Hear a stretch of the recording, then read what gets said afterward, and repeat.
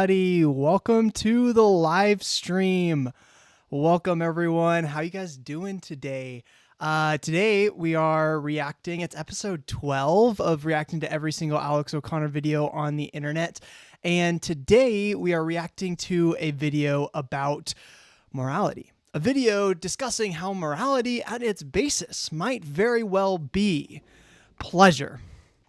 It's a pretty wild thing to claim, but it is something that Alex, at this point in his career, holds to. So what do we mean when we say that morality is pleasure? Well, first off, we're talking about utilitarianism. So pleasure in the utilitarian sense.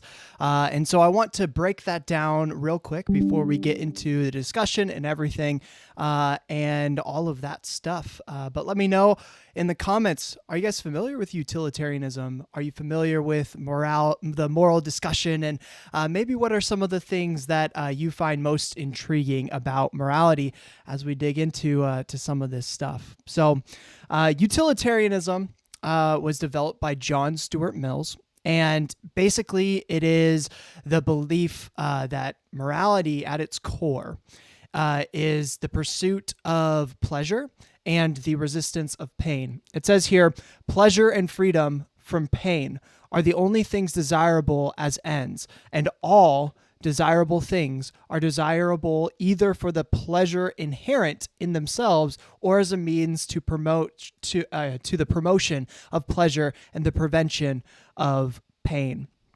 So this is basically what is going to be talked about in today's discussion. He's going to be talking to Peter Singer, who is a renowned philosopher, and it will be a really great talk. Honestly, he's been something that Alex has been discussing for a long time. At this point in his career, he was very much so involved in this, and basically he sort of started to develop his own form of morality, which you'll see here in a moment, which is based on utilitarianism. So that kind of pleasure seeking, maximizing pleasure for the most amount of people. And then adding to it this idea of determinism, where there is no free will. So that's what we're going to be discussing today. But on top of that, let's check in. Where are we at in our goal of watching every single Alex O'Connor video? Well, right now, I on myself have watched 135 of his videos. He has 388 videos to date. So we are getting close to halfway-ish, a little under halfway. So I'm pretty excited about that. And then together through these live streams, we have watched 25 videos. 25 videos! That's amazing. That's so cool. Y'all are killing it out there. So way to go. Give yourselves a pat on the back. But yeah, so this is going to be his 5th podcast, I believe. And in addition to the discussion on utilitarianism, they're also going to talk about veganism. So that'll be something to kind of watch out for, because, at this point, Alex, today he's an advocate of not eating meat, of veganism. He doesn't practice it himself because of his own like health reasons. So totally understand that. But he's an advocate against at least the factory farming aspect of it, and a lot of the basic concepts of needless eating of meat. So that'll be discussed, especially since he's talking to Peter Singer, who, if you aren't familiar, has a book about eating meat and basically discusses how he is anti-eating meat. So this will be definitely open-minded. I personally am not someone, I personally do eat meat, but I'm kind of wrestling with that idea. Maybe that is something that I'll have to consider. Maybe it's something for you guys to consider, because I think Alex's argument is very solid in regards to that. So, but yeah, we are going to be talking about utilitarianism. What is at the basis of morality? Is it pleasure? And a little bit of veganism thrown in there. So make sure to give this video a like, and if you haven't already, subscribe as we dig into this content. Welcome, everybody. And last thing, while we are doing this, I was able to figure out how to officially show you the bingo card. So if you go to the description, you will find a link to the bingo card. And right here, when you click on that link, you're going to find this little window right here. It'll just say Alex O'Connor bingo card. You'll press generate, and then it'll generate a card, and you'll just kind of click on it. And as the different topics or the different analogies, the different ideas sort of come up in the conversation, you can follow along with the bingo card and see what gets discussed, what's going to pop up. We also got a little free card here, so go ahead and knock that one out. But I'm assuming that something like free will's coming up. If P then Q might be coming up. This is just mine. Yours will look different. There's I think 50 different options. So definitely be looking out for that. Veganism's definitely going to come up. So we might get a bingo. If you get a bingo, let me know in the comments below, and I'll shout you out. So, but without further ado, I say we get into this thing. There we are. Nope, that's not it. There it is. I have so many more windows now to figure out, but yeah, so that will be the bingo card, and this is our video. I say let's get into it. Peter Singer talks to Cosmic Skeptic about utilitarianism, podcast number 6. Here we go. Ghost Pepper Cheesesteak is back at Penn Station. Try one before it vanishes. Love your sub. Oh. You wanna do it your... Okay. There we go. Is brought to you by you. To support the podcast, please visit patreon.com/Cosmic Skeptic.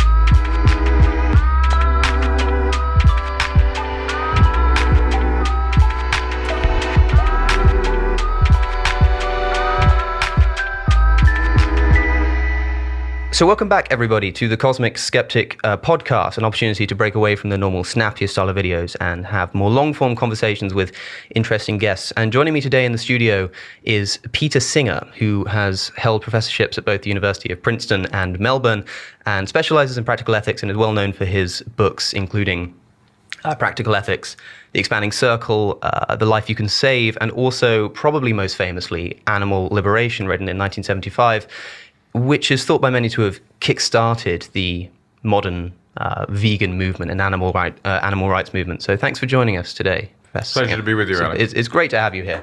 And I think a lot of people are going to be excited because it's only fairly recently that I began to talk about animal ethics on my channel, and people were kind of surprised by it. And I want to talk about why my audience should begin to see animal ethics seriously, because a lot of people see it as a kind of, I don't know if you found this, as a kind of interesting philosophical debate. Like it's kind of brought up in a Q&A section and the philosophers on stage kind of laugh about it, have a bit of a chat, think it's interesting, and then kind of push it to the side. But do you find that people don't take it as seriously as they should be? Because that's something that I've tended to notice. I think it's part of the problem that in writing about animal ethics, I wanted to push back against the idea that humans are the only thing that matters, which admittedly was a view that I held for the first 23, 24 years of my life, which is quite a long time nowadays, to not really have thought about that issue.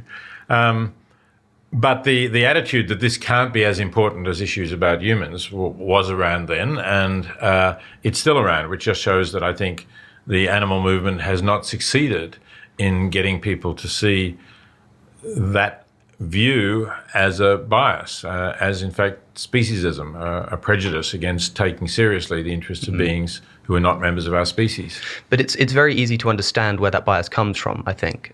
Would you say that it's irrational to have that bias? Because to me it seems as though, although it might be unfair or ethically unsound, it's perfectly rational for somebody to care about the interests of themselves and those who they see as close to them, more so than they do those who don't. So I think to answer that, we have to get into a discussion about the nature of rationality and reason in ethics. Before we quite go into that though, let me put it this way. there are certainly some people who think that reason in ethics is limited, that essentially reason always starts from some desire or concern. This was David Hume's view. And therefore, that if, as most people do, you have most concern about your own interests or about the interests of those you love and care about, those who are close to you, then there's nothing more to be said against that being a rational thing to do. But in writing Animal Liberation, I wasn't really trying to challenge that view. I was assuming that my readers would generally agree that it's not right to give more weight to the interests of someone because they're a member of your race or your sex. So let's assume that you're a white male. It's not right to say, well, I don't care about the interests of people in Africa because they're black, or I don't care about the interests of women because they're not male. So I was building on that and saying, if you think that it's wrong to discriminate against, to discount the interests of people on grounds of race or sex, why don't you think something similar about doing that on the grounds of species?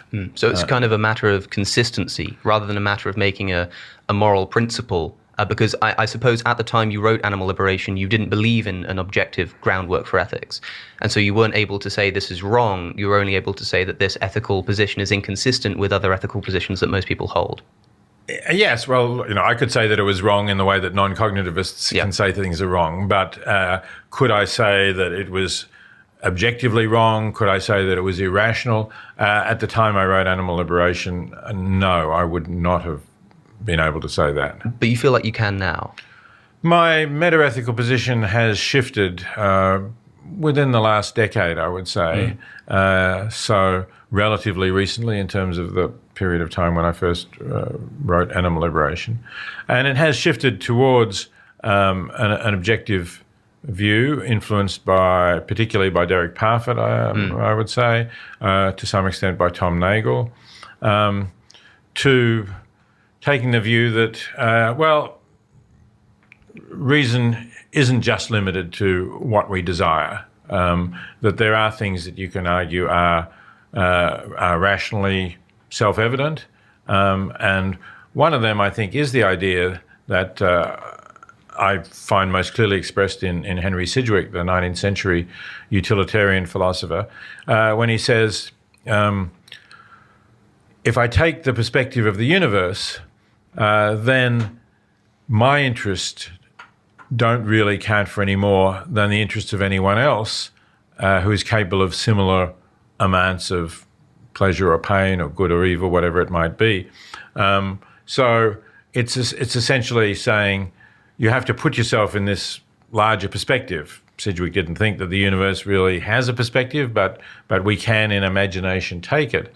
And then, I can look at other beings and I can say, they feel pain as I do. Maybe some of them are more similar to me. You're more similar to me than if I'm talking about a cow or a pig. But insofar as beings can feel pain, have interests, their pains matter, and their pains matter equally if the pain is just as great as. Yeah, no, that makes a lot of sense to me. I think the main thing that's kind of sticking out is this idea of a universal kind of universe perspective of the matter, rather than holding to a perspective of it that is kind of based on the self, right? When you take a universal kind of perspective, you're going to see things very differently. I showed the video. It's called The Egg. If you have time, you should definitely check it out. Just type on YouTube The Egg, and you'll see it's a really interesting video. Basically, it breaks down a cosmological idea, cosmological concept. And I'm going to spoil it here, but you should definitely watch it. It's really interesting. The cosmological idea, though, is that you are the only person in the universe, and that every other person in the universe is you, but reincarnated, like a different variant of you. So you have so many lives and you continue to be reincarnated and reincarnated and reincarnated.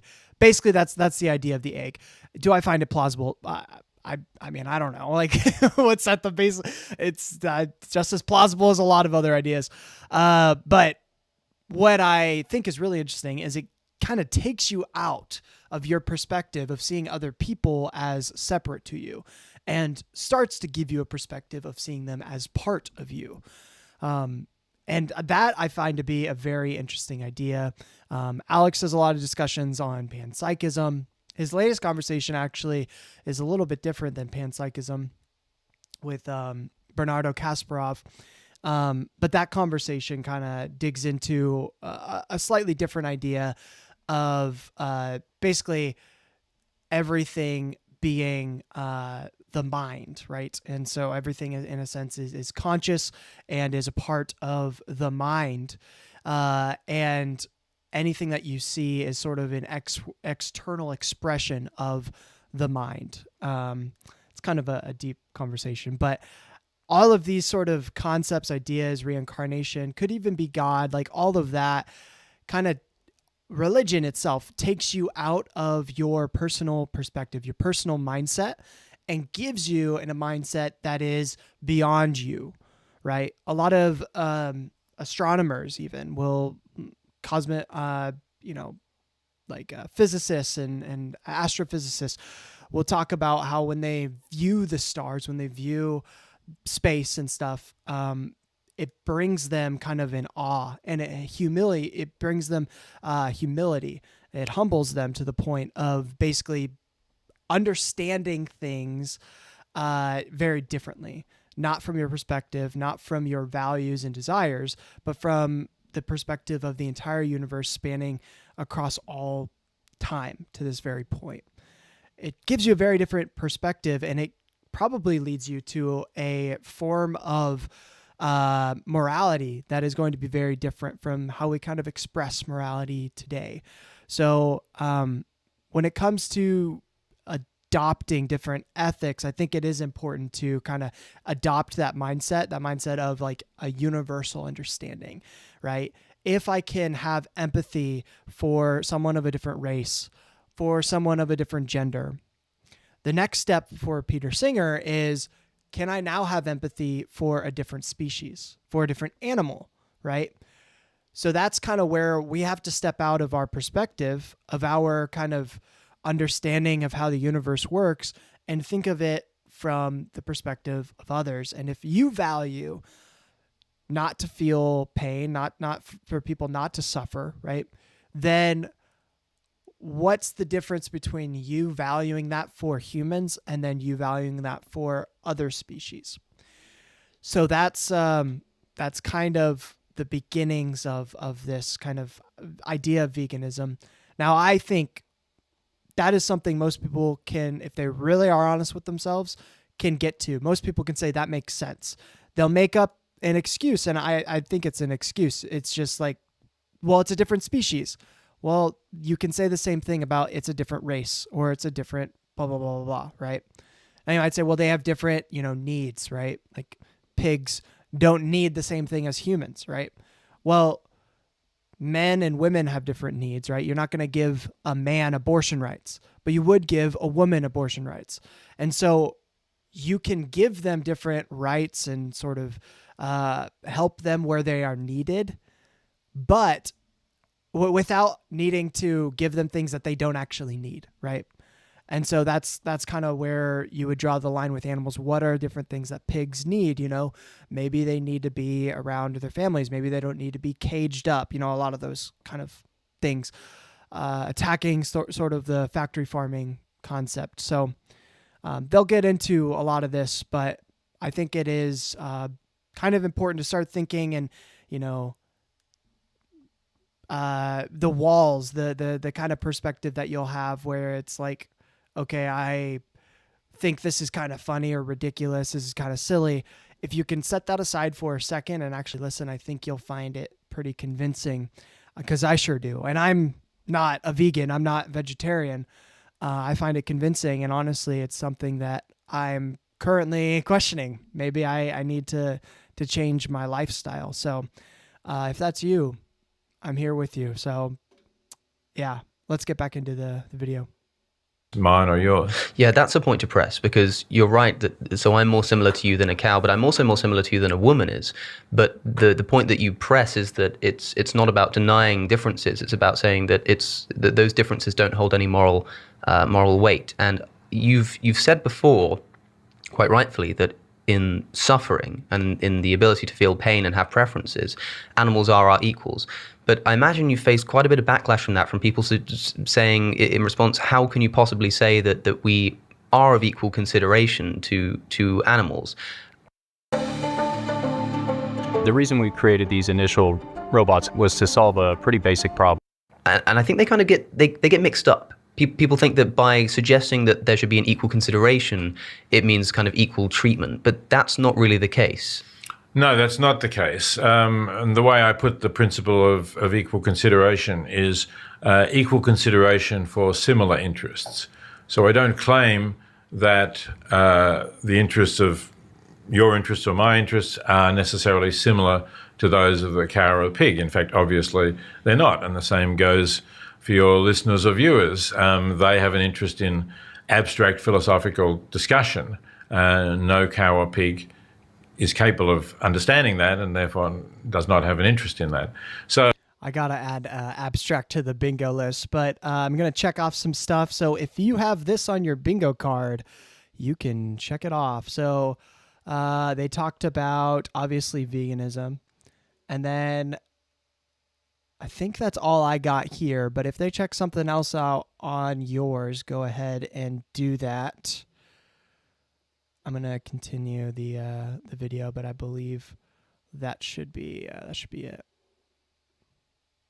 So clearly interests are different, but where we could roughly say, as far as I can tell, this cow or pig is suffering a similar amount of pain to that perhaps a human infant might suffer if you did some particular thing to that infant, then I would want to say, and the pain that they're feeling, therefore, is just as bad and should be given just as much weight as the pain that the human is experiencing. Sure. So let's talk about why we should give that pain weight at all. I want to kind of dive into some of the meta-ethical foundations for the practical ethics that we're talking about here, because it's all very well and good talking about matters of consistency and saying, well, if we care about the pain of conscious creatures, then we should extend that to animals. But why should we care about pain? So reading like the classical utilitarian position, it requires taking this view of the universe and saying that everybody counts for one and no one to count for more than one.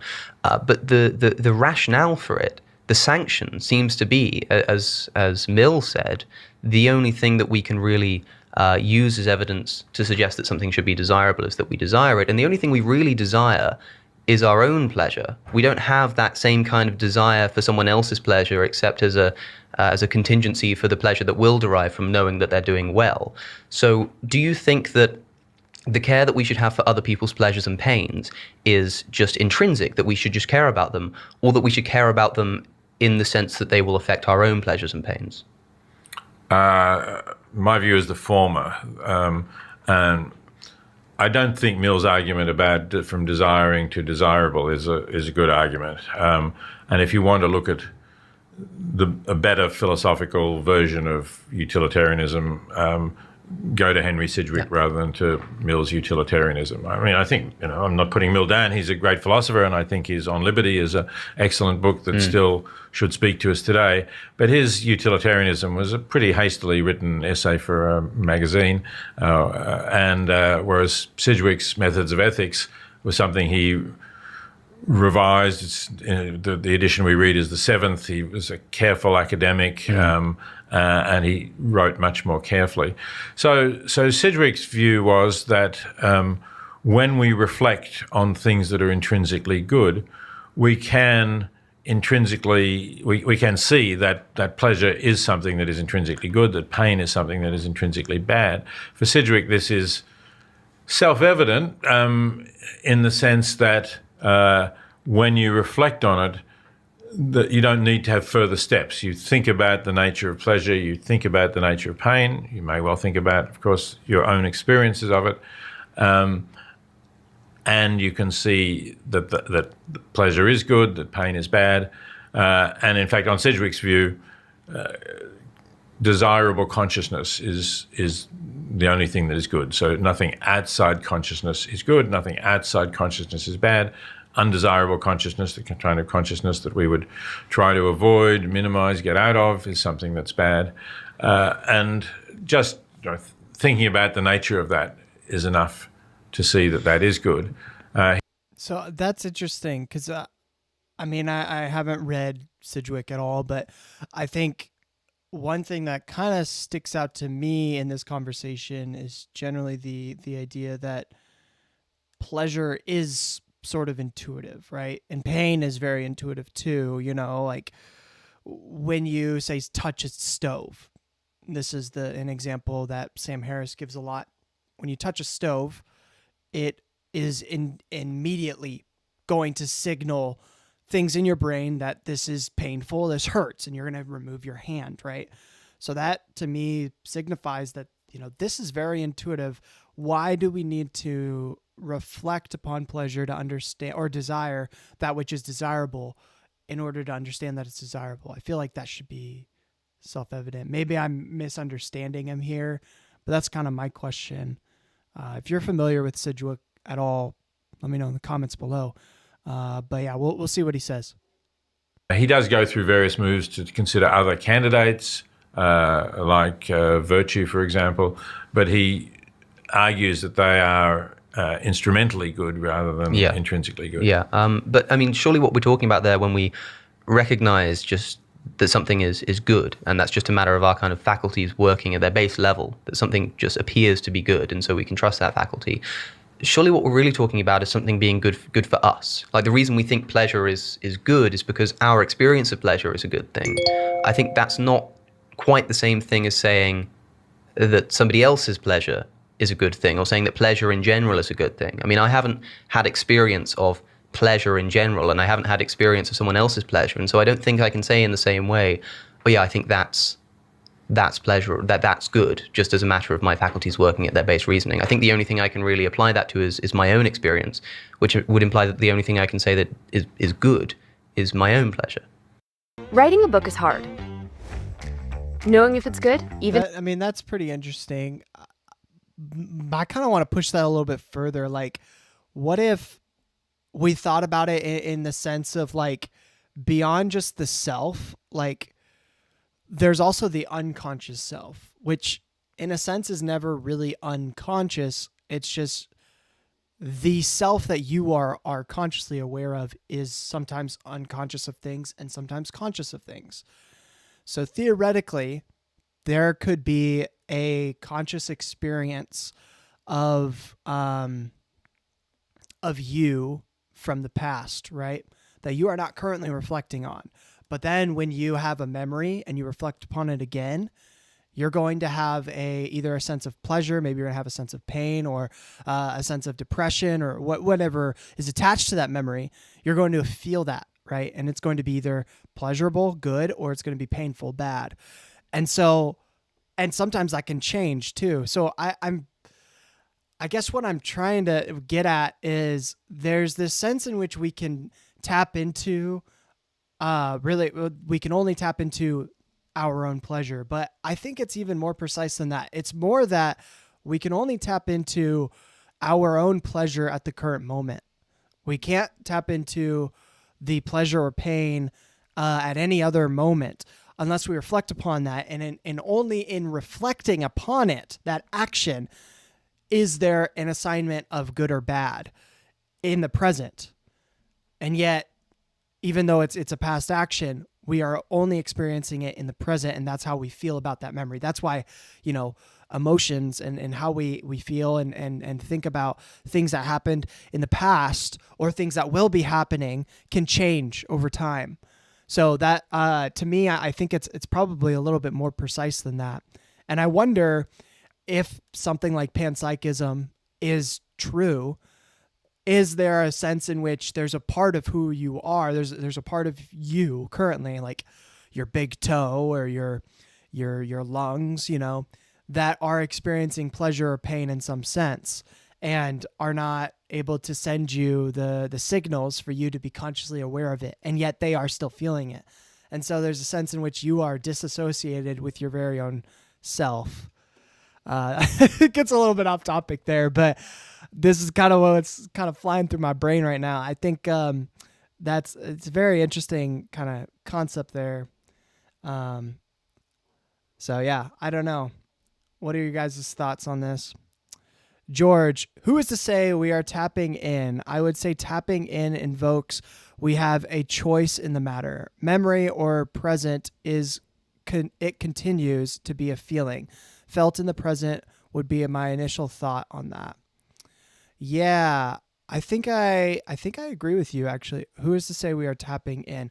So I say that in terms of memory, I say that because we are not always thinking about our memories until we sort of extract it, from the hippocampus, right? We kind of extract it and bring it to our current consciousness.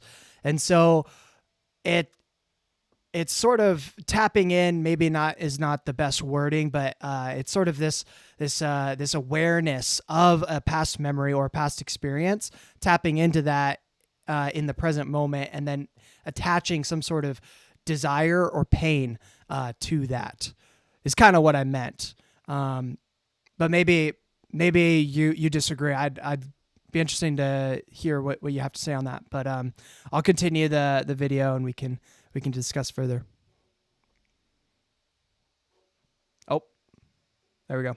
That, but I think that really fails to distinguish between what I care about, what I desire, what I want, which may well be. I mean, I hope it's not for you, and I hope it's not for everybody. But certainly, many people would say the only thing I care about is my own pleasure, or that's what really matters to me, or it matters a lot more than the pleasure of others.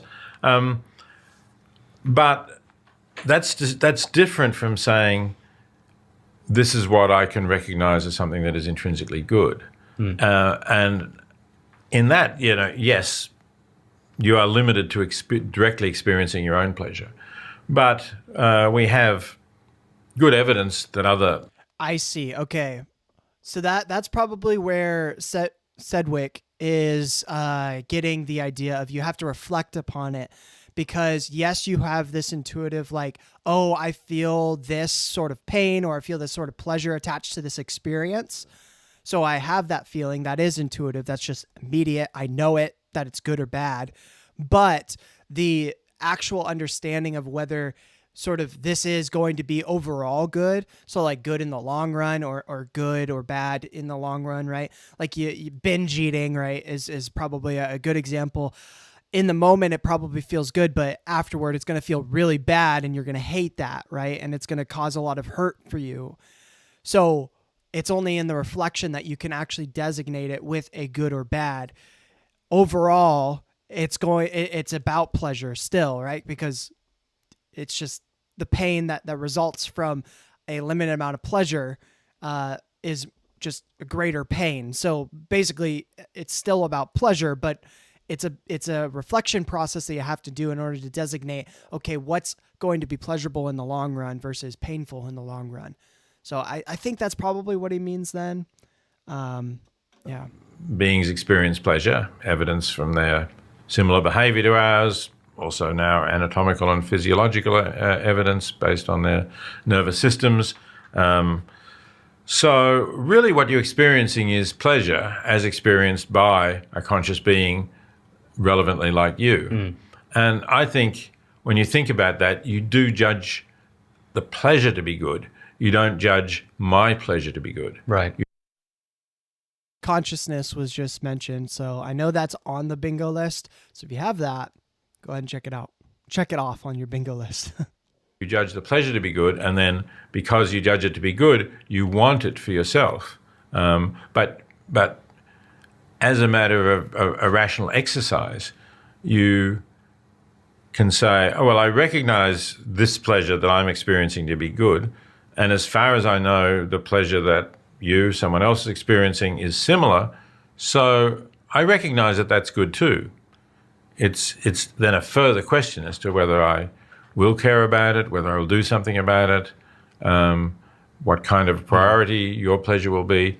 But I think recognizing that it's something that's intrinsically good is a distinct act. But can we be sure that it's that way round? That it's that we recognize something's good and therefore we want it for ourselves, rather than us wanting it for ourselves and therefore thinking it's good? I mean, there seems to be good evolutionary reasons that we would develop a system of desires and wants that are based upon what brings us our own pleasure, and a system like you discussed in the expanding circle. It makes sense to care about other people for essentially self-interested purposes, and that wouldn't be out of sync with the idea that our care for other people's pleasures can be rooted in our own. You seem very you seem in quite fervent opposition to the idea that ethics can be grounded in egoism, in pure egoism, let's call it, in the idea that it's all based on my own pleasure and there's really no consideration for other people's pleasures outside of my own pleasure. But I don't know if it's as heinous as perhaps you're kind of implying that it is, because if we have evolved as a social creature, then it would make sense for us to care very, very much, about as much as we do, about the well-being of other creatures. And it would explain rationally why we don't feel the same way about non-human animals. But it would pose a problem in that sense when we start talking about animals. But if we're talking about human morality, I don't think it would pose that problem. I don't think that by saying that ethics is grounded in my own well-being and nothing else, that I wouldn't be able to have just as much care for my fellow creature as you would. Yeah, in addition to that, there's Dawkins' perspective. He didn't mention this, but there's Dawkins' perspective in The Selfish Gene, which is basically the notion that when we sort of feel empathy for someone that is either similar to us in personality or similar to us in some sort of physical nature, right? A lot of the time, that's actually our genes in a sense, sort of controlling what we find to be good, and our desire to help those that are similar to us is often rooted in our genetic sort of desire for survival, right? So when we benefit other people that are genetically similar to us, a lot of that is really at the gene level, like way down in our DNA. It's sort of giving us the influence that we need in order to benefit someone who has similar genes to us, so that they will hopefully survive and reproduce and pass on similar genes that you have in yourself as well. So it's it could get very selfish, very egotistical if you really want to analyze it in that sense. But no, I think his more philosophical perspective of it is also a fair description of it. So we'll see what Singer has to say. Is it really all egotistical? Because it theoretically seems like all morality could be just entirely egotistical. I don't see why, if you were to take that view, you're Open a whole new world of fascinating places and people. I guess YouTube doesn't want us to see what he has to say. I don't see why. We'll see here. All right. would be justified in extending beyond a relatively small group of people whom you know and interact with, and who can return favors that you do for them. And possibly, you know, on evolutionary grounds, obviously, people who are genetically related to you, you could talk about as well. But it wouldn't give you any reason for, let's say, paying for some bed nets that will protect children in Malawi from getting malaria. Well, bearing in mind that we're now talking not about what we should be desiring, but what we do desire. Like, we're talking about the psychology of human beings, what reason we would have to desire something. I think it makes sense that because when our moral faculties developed in our evolutionary history, we were living in small enough groups. Yeah, I just saw your message, George. Interesting points on the genetics, though. There's a flip side. Testing saliva through kissing, for example, can result in sexual repulsion should the genes be similar, not in a blood-related manner. Yeah, I mean, there's a lot of those types of things that go on. I know like women, when they see a man who, you know, is a potential mate, will sniff them, right? And if it is a scent that they it's subconsciously they're not aware of it, but they do like a little smell test, and if they are have a scent that is not similar to their own, it kind of shows like, okay, this is someone that is potentially good for me to be with. So yeah, I mean, I don't know about the saliva example specifically, but I would assume there's probably something going on there. The selfish gene gets into a lot of that sort of concepts there, where you want to avoid being around people, at least sexually, who are of similar genetic coding. But then at the same time, if they have similar genetic coding, you do want them to survive. So in that sense, I would agree that there's probably something along those lines going on, where you don't want to reproduce with someone who's too genetically similar to you, but you also want your own genes to be passed on, especially if someone, including the scenario when someone else shares genes with you, like your siblings, your cousins, all of that. So that is going to be another thing that's important. Their well-being is important to you, as well as the sort of repulsion, like you mentioned, in a sexual manner with someone who has genes too similar. So yeah, no, that's a good point. As I was talking, I was kind of understanding your point a little bit better. So yeah, appreciate that one, George. That was a good one. That it would just make sense to develop a sense of empathy that extends as far as human interaction goes. And so now, although purely rationally, it might make no sense on the hedonistic worldview to give to charity.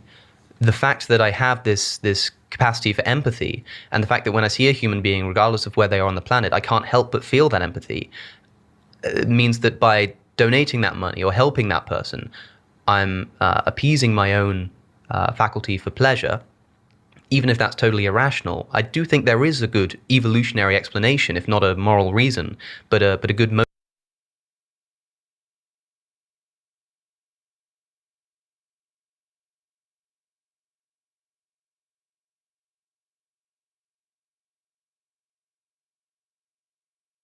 I just realized I was on mute. Evolution is on the bingo card. So if you have that, go ahead and give it a little check mark. There's a lot so far. I mean, we already have 3 of them check marked, and we're only 17 minutes in. So that's pretty cool. But yeah, go ahead and check that one off. Let's continue.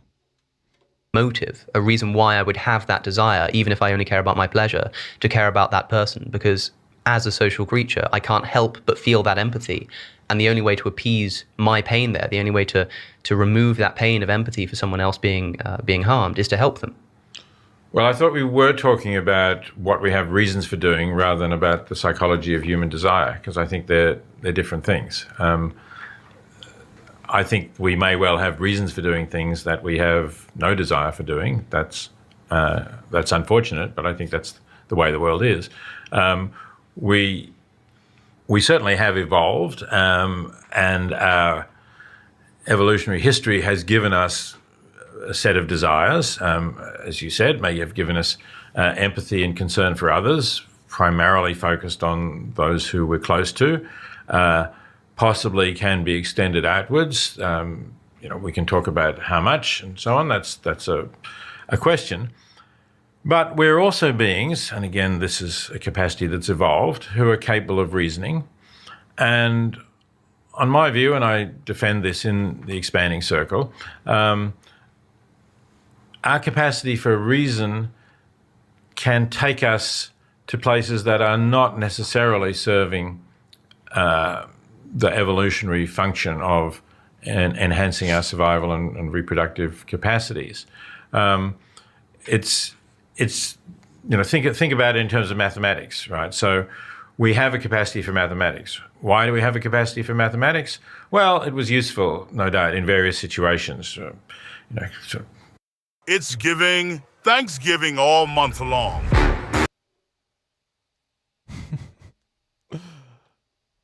It's crazy how many ads there are at this point.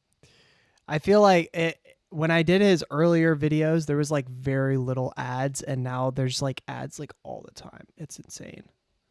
You see 3 tigers go into the thicket. You see 2 tigers come out. You understand that it's not a good idea to go into the thicket. So from that maybe rather simple beginning, we develop more mathematical skills. And eventually we have people, as we do here in Oxford, in departments of mathematics, doing pure mathematics at a very high level, which is very remote from any kind of evolutionary imperative that would have given rise to those capacities. But they're following a reasoning process, and the reasoning process itself did begin because of those evolutionary advantages.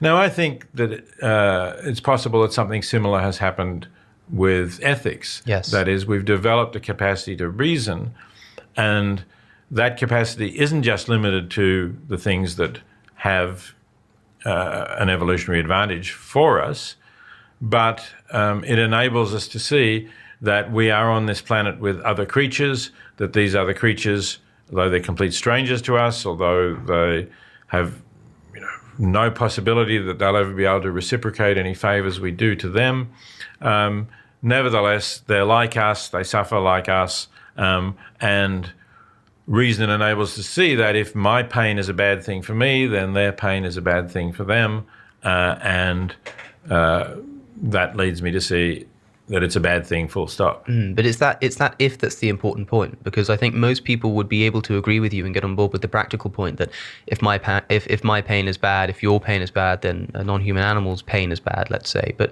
we're talking about whether or not it actually is bad. And I think that the analogy you give with mathematics can apply here as a pure egoist, which I'll continue to defend.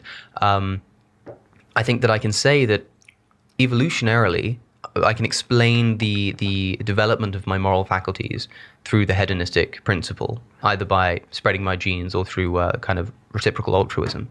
And that's how it came about. But now I have a moral faculty that I can apply reason to and extend it to things that are far detached from that evolutionary origin, such as caring about non-human animals. I don't know. I would say it's probably a little bit different than that. I think there's still an egotistical perspective here, but basically it would be this idea of using reason to understand future pleasures, right? So when you experience pleasure for something, you can then be like, oh, well, if I do that again in the future, it will lead to that again, right? And or maybe you do something and it leads to some other pleasure. Maybe you didn't do it at the time and it was pleasurable, but after doing it, it led to a pleasure, right? And so then you can kind of use reason, put the pieces together. So in a sense, it's the initial feelings that lead to a reasoning process, and that reasoning process then leads to future feelings, right? So like, I don't think we would have been benefited in a chemical, like a brain chemical sense from social experiences.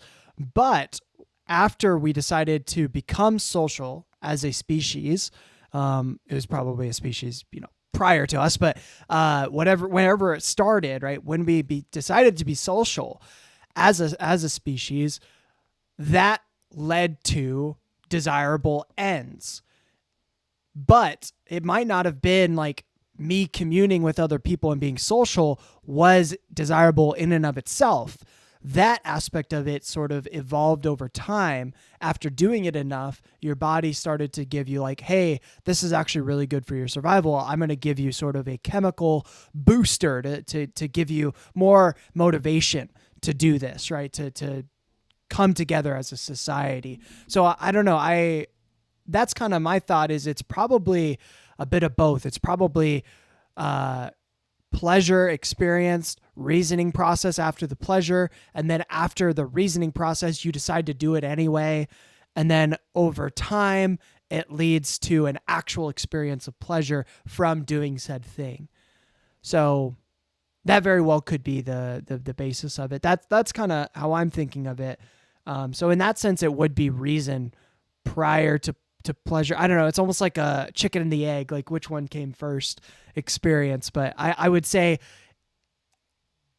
in a lot of the cases where it's not intuitively like the case, like this is going to give you some sort of chemical benefit, just automatically, like sugar hitting your tongue, like that's going to obviously give you a chemical benefit immediately.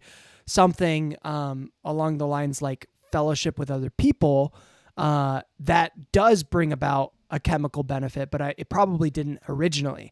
It was something that was sort of developed after recognizing through rationale that this was a good thing, that this was beneficial in the long run. Animals, but the actual motive, the basis for that would still just be a subjective preference for my own pleasure that's evolved naturally.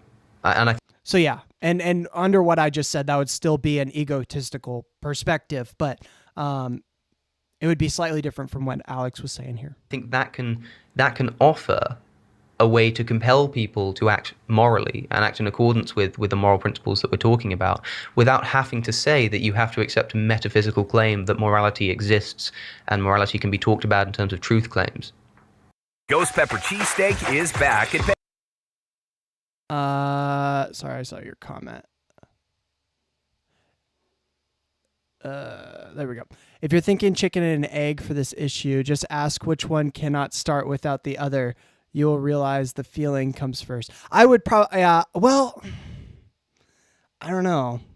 Because, like, think about, like, a single-cell organism. It doesn't have a nervous system, and yet it,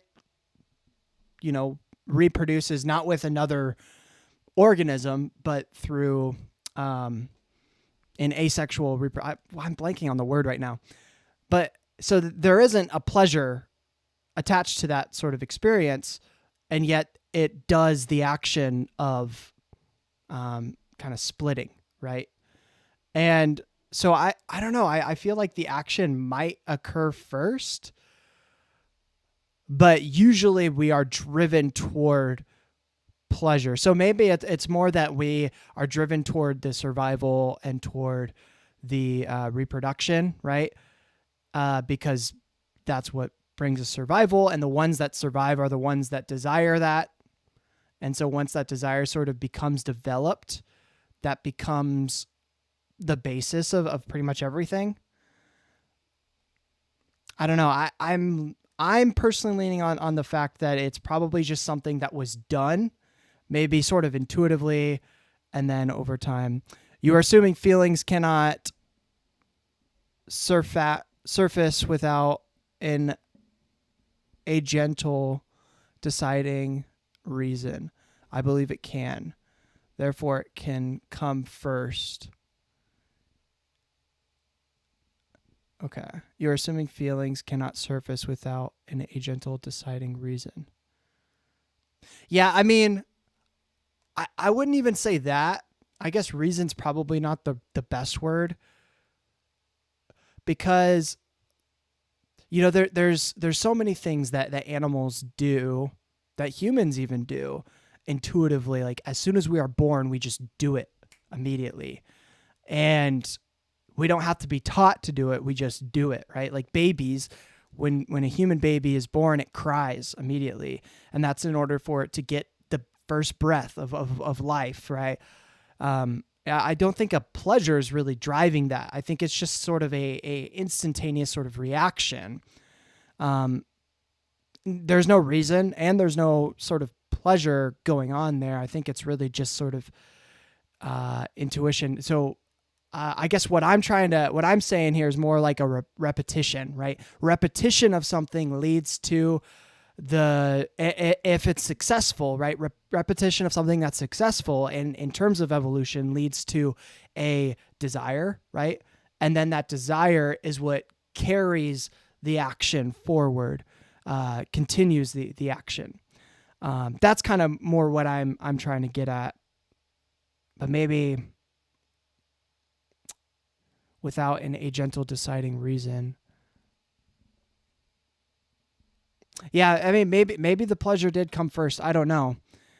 But I mean, when we have species that don't even have a nervous system, like how is there any sort of emotions or feeling, you know? Like there is no sense of pain or pleasure. It's just kind of action. So to me, it's probably repetition that if done correctly, leads to the, you know, beginning emergence of a nervous system. And then from there, some other kind of factors that lead to other things. That's kind of my thought on it. The motive might be that. I wasn't really talking about motives. I was really talking about our capacity to understand what's right, the right thing to do or the wrong thing to do. I'm saying I think that comes from the motive. Okay, so we disagree about that. Yeah.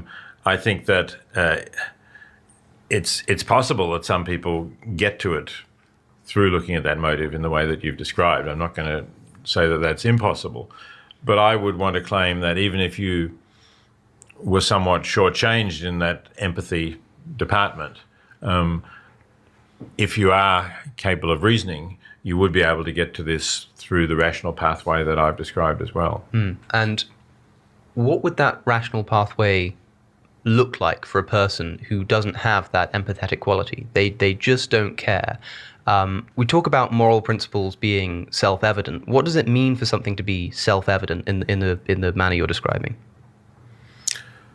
I think what it means for it to be self-evident is that when presented to rational beings who are thinking calmly and clearly, they will agree with it. So another example of a self-evident fact would be? There are self-evident facts that we may think of as truths that we would agree with, that something can't be red and green all over at the same time. So you're not some interpretations of mathematics. There's some mathematical truths. So you're not talking about something like the idea that our sight, that we can trust our faculties for sight, is just self-evident. You're talking about things like the laws of logic, which just seems to be just self-evidently true as a matter of logical principle. And you think morality falls within that category? So I think it's possible that the most basic axioms of morality fall within that category. Then, of course, working out more specific implications of them. So we could kind of list P and not P cannot be true, and underneath that you can put pleasure is good, and they're kind of in the same category of kind of certainty, just self-evidency. They're not quite in the same category of certainty, but they're reached by the same process. But if something is... So here we got another one of these. He didn't say if P then Q, but he did use P and Q. So if you got if P then Q or just P and Q, go ahead and knock that one off. Wow. I know he's going to be talking about free will because that's part of his moral discussion. So that'll be interesting to get into. But yeah, we're getting a lot on this episode. The last couple episodes, I only had like 4. So this is pretty cool. Is self-evident, that seems to imply that we can be certain about it. And how can there be different levels of certainty if they're both self-evident? They're both just true. No, I don't think that. I don't think that all self-evident truths are necessarily equally certain. I think that there are some which maybe everybody is going to agree with immediately, and there may be some which require more reflection. And the sense of saying they're self-evident there is simply saying there aren't intermediate steps. It's through reflection on the nature of pleasure that we conclude that it's good. And there's no further chain of argument that I can put in between the experience of what pleasure is, the reflection of that, reflection on that, and the conclusion that it's good. Yeah. Now, I'm about to ask you a question that, given your philosophical history, you might say is a nonsense question, but some people don't see it that way. When you say we can reflect on the nature of pleasure and see that it's good, what does that adjective actually mean? This is how I became the most productive version of myself. Well, if we're prepared to talk about values, it means that the universe is a better place if it has that in it, and I would say if it has more of it in it. Better in what? Like better for you? Sure, No, better full stop. I don't want to say that all values are only values for someone. I want to say that we can imagine different universes, some with lots of pleasurable experiences in them, and let's say, just to make it simple, no painful experiences, and others with lots of painful experiences and no pleasurable ones. Now, it's true, of course, that it is better for the sentient beings. If we imagine they're the same sentient beings in those two universes, it's better to be in the one with pleasure in it. But I also think we could say it's a good thing that this is the universe that exists rather than that possible one. So if I'm somebody, I saw your comment, George. Cogito ergo sum. I think, therefore I am, is the only self-evident fact that you think exists. Yeah, no, I think that's a fair point. I like to rephrase it in the English as I am currently thinking, therefore I currently am. Just to be a little bit more precise to what he's saying, but it's a very interesting concept. Like, as long as there is a thinker, or in his case a doubter, then there is something that exists to doubt or to think. So yeah, no, great comment. Somebody who can live in this possible world where I have a moderate amount of pleasure, I'm having a good time, but I imagine another possible world where the overall pleasure is higher, but my position in it would be lower. I wouldn't be experiencing as much pain. To me, rationally, it would seem that I would have to say it would be a worse place for me to live. It would be a worse place for you to live, but it would be a better universe all the same. And but you couldn't say it would be a better place to live. Well, and when we're talking about ethics, surely we need to be talking about what we can do to make the world a better place to live. You could say it's a better place. Clearly, you could say it's a better place for the average being living in that world. But why should we? That's the thing. Like, why should I care about the average being if when I'm put in that world, it's going to be worse off for me? I'm not going to enjoy it. I'm not going to have a good time. Well, I'm not sure why you keep pushing in the idea that you're not prepared to trade off your own interests for the sake of any other value. That everything has to come back to a kind of egoism, I find that an implausible position, I have to say. Do you think... I don't know whether you're talking about it in terms of really what's of value or what we ought to do, or whether you're talking about it in terms of psychological motivation. I think they're different. I don't really think it's the right position in either terms, but I can see that it's somewhat easier to defend on the psychological plane than it is on the plane of reasoning. I think the place it comes from is, do you think that there can be an action committed that has no personal benefit? Yes. And I'm talking as in doing something which not just is kind of worth the personal benefit it brings you, but brings you none whatsoever. I certainly think it's possible to do that, yes. Could you give an example, perhaps? Well, I know several people who've donated a kidney to a complete stranger because they accepted that they can live quite adequately with one kidney, whereas there are people on waiting lists to getting a kidney who have very poor quality of life on dialysis, who may die before they ever get to the point of having a kidney. I know what Alex is going to get into here, and it'll be really interesting.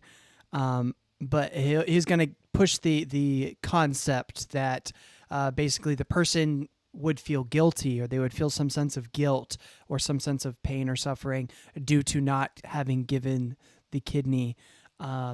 So that'll be kind of, I'm pretty sure that's what he's gonna push here, and it'll be interesting to hear what Singer has to say. He's a great thinker. And they didn't derive any pleasure from the knowledge that they'd helped someone in that manner? I certainly don't think pleasure that they were helping anyone was the motivation for doing what they did. I think the motivation was that they could make a bigger difference to someone else's life than it would cost them. But that's what I mean. Like if the motivation there is the fact that they could do something for someone else, well, that's a pleasurable experience. Well, is it? I mean, why are you writing this into it, right? If you seem to be denying that somebody could act just for the fact that he or she was doing a greater benefit for another person than the cost of themselves. I certainly don't think you can. I think that you kind of have to act in accordance with your pleasures and preferences.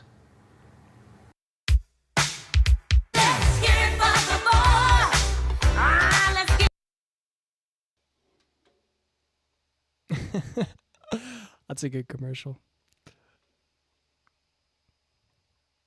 Okay. I'll just read your sleepwalking off a cliff shuts down the young guy's logic here. Well, sleepwalking off a cliff is a unconscious sort of thing. It's not a part of, well, I guess, but a lack of free will is also a part of the equation for Alex's morality. So let me think about that. I know you said that jokingly, but I'm going to think about that, and I'll give my response in a moment. Preferences, I'm not necessarily going to die. I mean, the people that might have preferred to benefit others than to benefit themselves. So I see where there might be a divergence here, because I know that you used to call yourself a preference utilitarian, and now you call yourself a hedonistic utilitarian. Correct, yes. Do you still see those as different things? Yes. Because you see a difference between somebody's preference and somebody's pleasures. You can prefer things that do not increase your own pleasures, definitely. Now, in practical ethics, you give an example in the introductory chapter of a poet who decides to live a life of diminished pleasure in order that she will write better poetry. Right. Because the preference is to write good poetry, even if that's at the expense of the pleasure. But surely the immediate response to that is to say, well, the reason someone wants to be a poet is because of the pleasure they derive from being a poet. And so diminishing one type of pleasure or one means of pleasure to increase your ability to write good poetry, well, the pleasure you receive from writing that poetry, the pleasure you receive from the knowledge that you're living the life that you want to live, must outweigh the pleasure that you're sacrificing. So this is kind of my issue a lot with Alex's kind of argumentation and how he sort of presents things. Is a lot of the time he will present things in this sense of like, this explanation, this sort of ad hoc explanation of what's going on, that's not testable, is probably the most likely understanding of the situation, right? So like in this scenario, he's talking about how someone desires to write good poetry, and so because they choose a life of more suffering and a life of more pain in order to write more poetry, that automatically means that their desire for a good lived life experience is lesser than their desire to write poetry, right? It's very similar to his kind of free will argument. But how do you know that? How can you test that? Like what are the metrics that you're doing that? A lot of this is really just ad hoc. And when you look at it, it becomes circular in its confirmation, right? Oh, they chose this over this other thing, which automatically means that they desired that more than the other thing.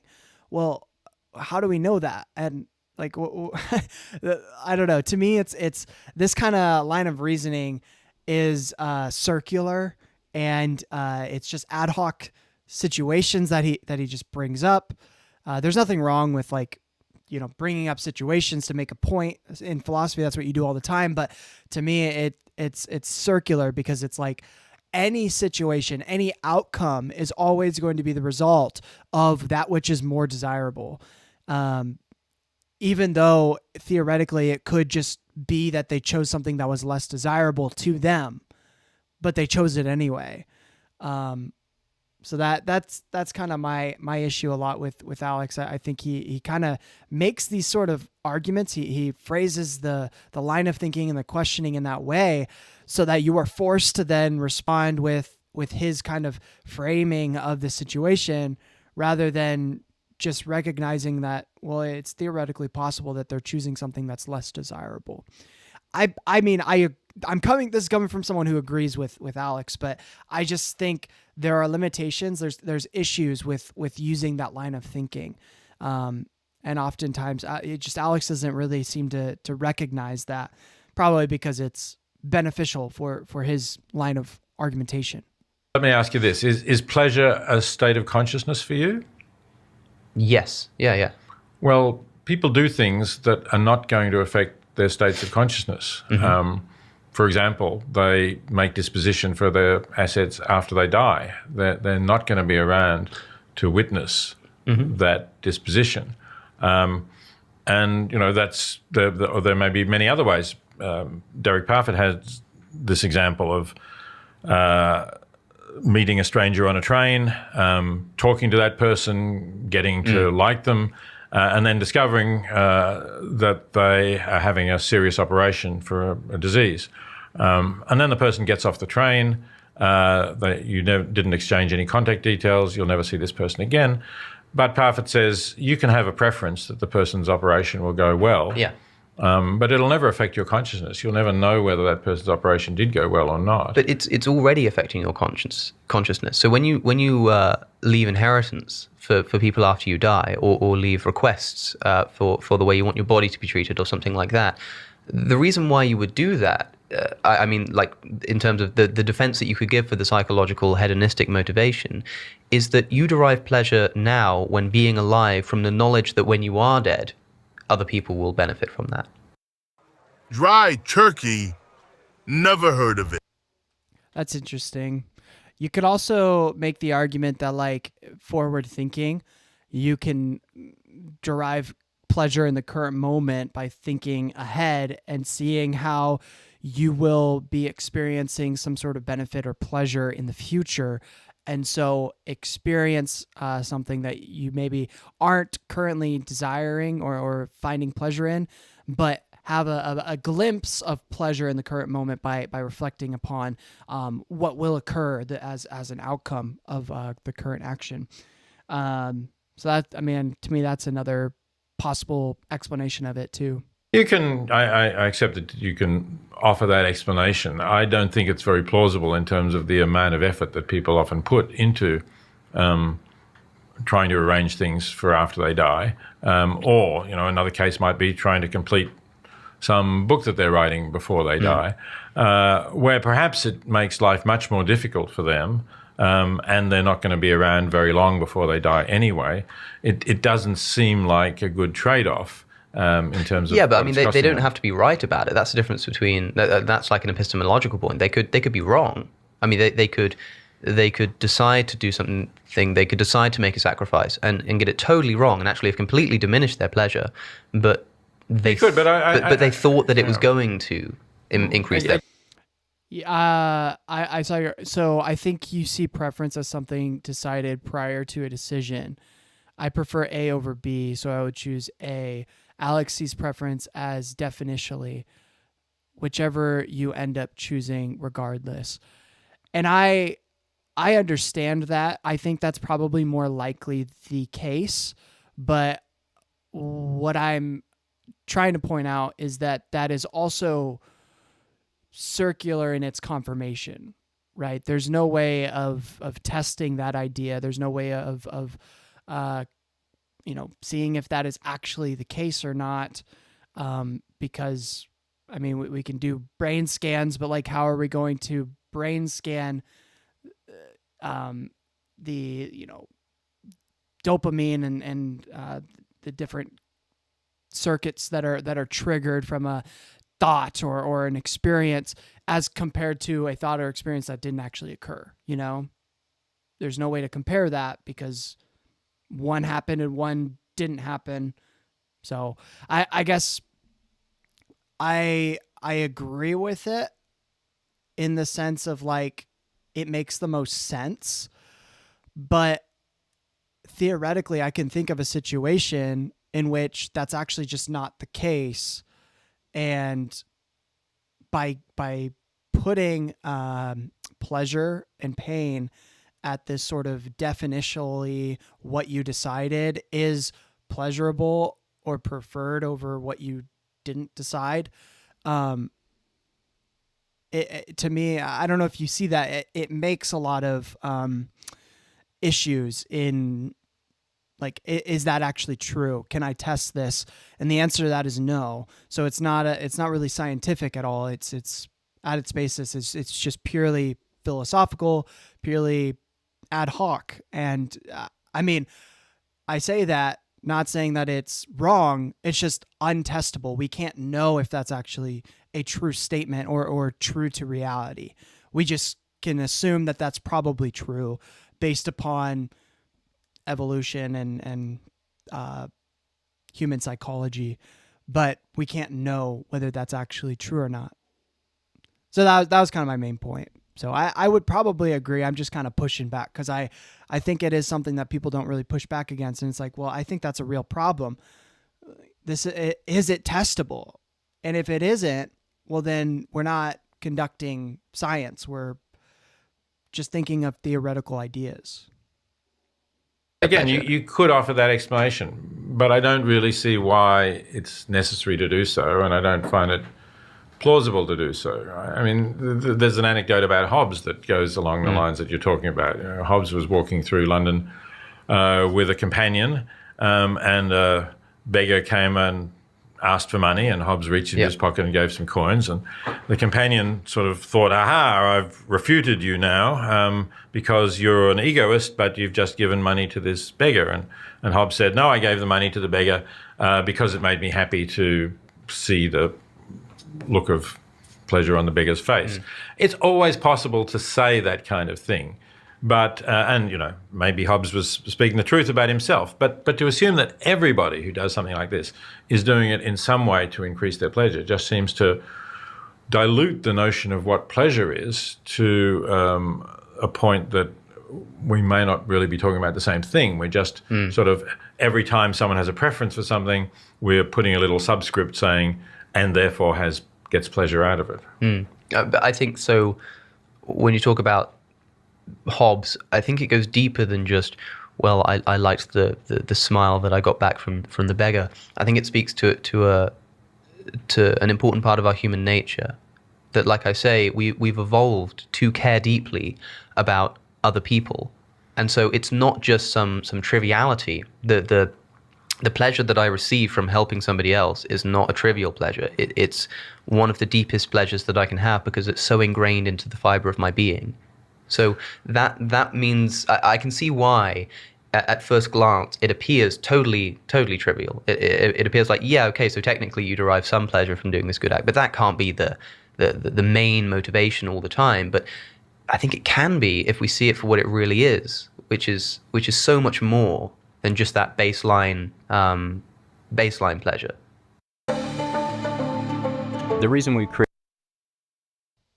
Yeah, and that's a good defense of the argument, because I think a lot of the time when people who are first presented with this, they're going to hear pleasure and they're like, no, morality's not about pleasure. Like, I do things all the time that aren't pleasurable, but because I think it's the right thing to do, I think it's a good thing to do. But if you do break it down, you can point to it being something that is egotistical in some sense, to feed your own sort of ego, your own pleasure. So I think that was a good defense. I appreciated that. Yeah, I think if you're going to talk about the way in which we've evolved, you're still going to have some problems because, unfortunately, from my perspective, we don't have a very strong inclination to help strangers far away from us. And in particular, we don't have a strong inclination to help people who we can't even see as identifiable recipients. So there's this well-known phenomenon of the identifiable victim, which we saw in the case of the boys in Thailand who were trapped in the cave, right? And, you know, there were these 12 boys and their coach, you know, knew who they were, could see their parents on television and so on.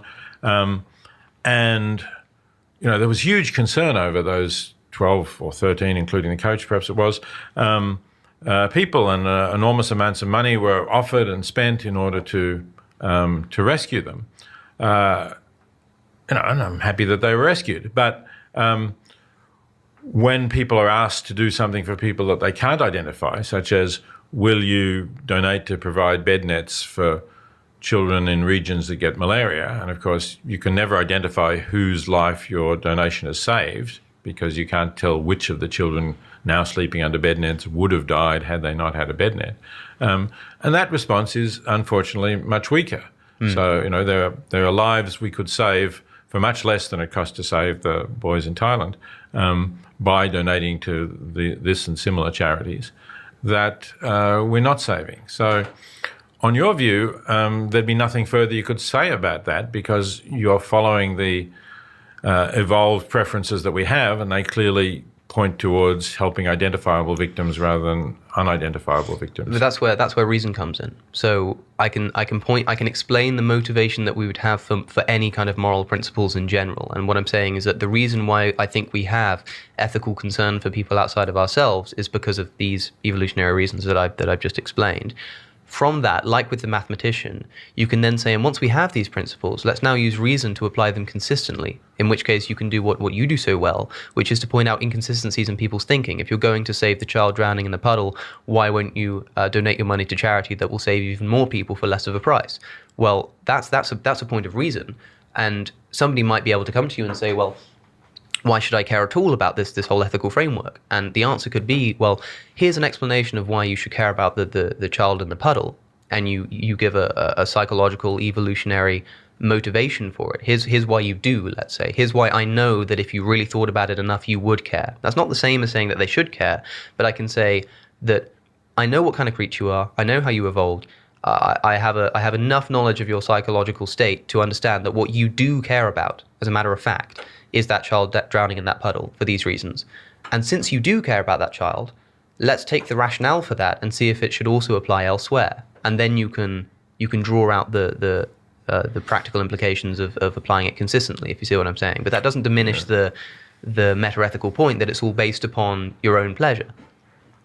Okay, good. I think we're making progress. But I think it does actually cut against what you were saying earlier in terms of the idea that you're taking pleasure from this, because you've acknowledged that we have certain desires that we simply have as desires, let's say to help the drowning child in the puddle or the shallow pond, and you've acknowledged that we don't have similar desires to help the non-identifiable potential victim of malaria, and you've said that that's where we can use reason to say you care about this, and therefore, to be consistent, you should care about that, which is fine. I totally agree with that. But now, looking at that person who has been persuaded by your argument about using reason, I don't see why you're saying, and this person is still doing what gives them pleasure, because it would seem to me that if that was what they were doing, they would be much more likely still to look around for more children in ponds to rescue, because that's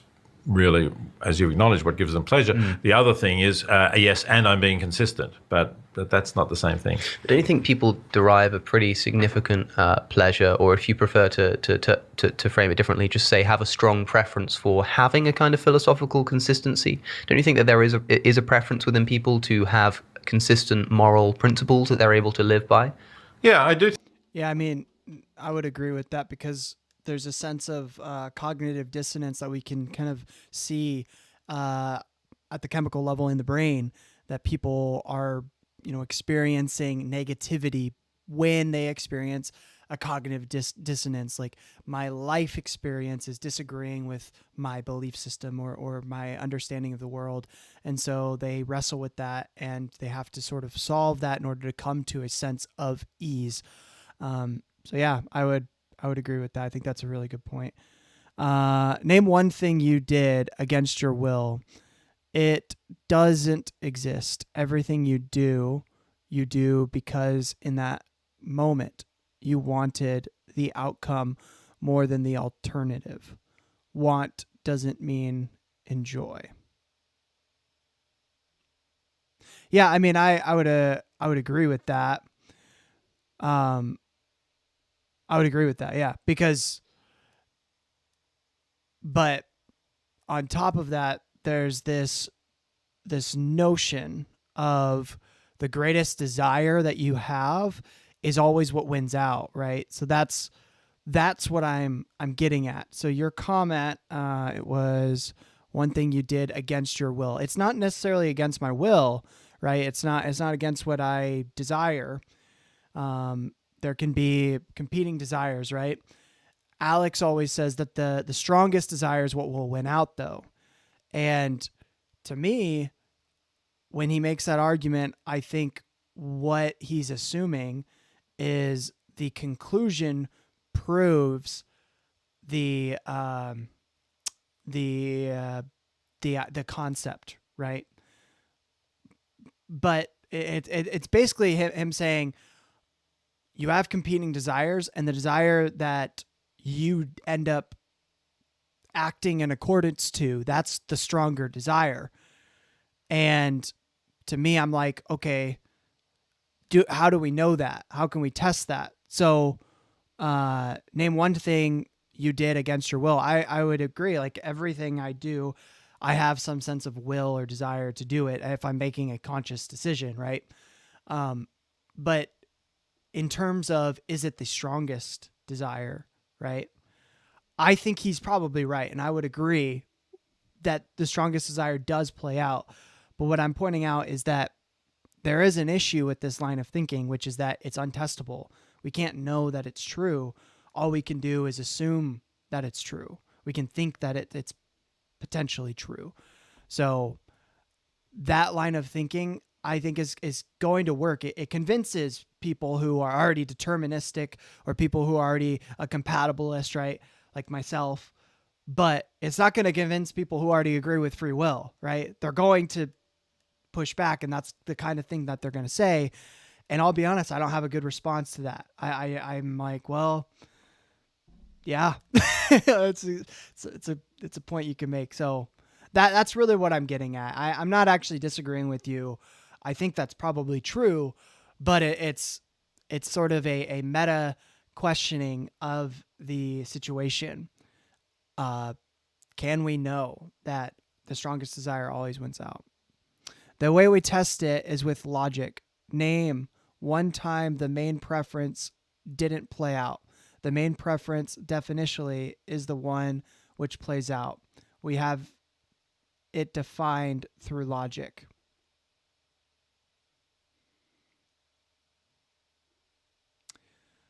So you can define, right, your main preference that way, but I would probably define it not as what plays out, but as what is physiologically strongest in terms of your motivation.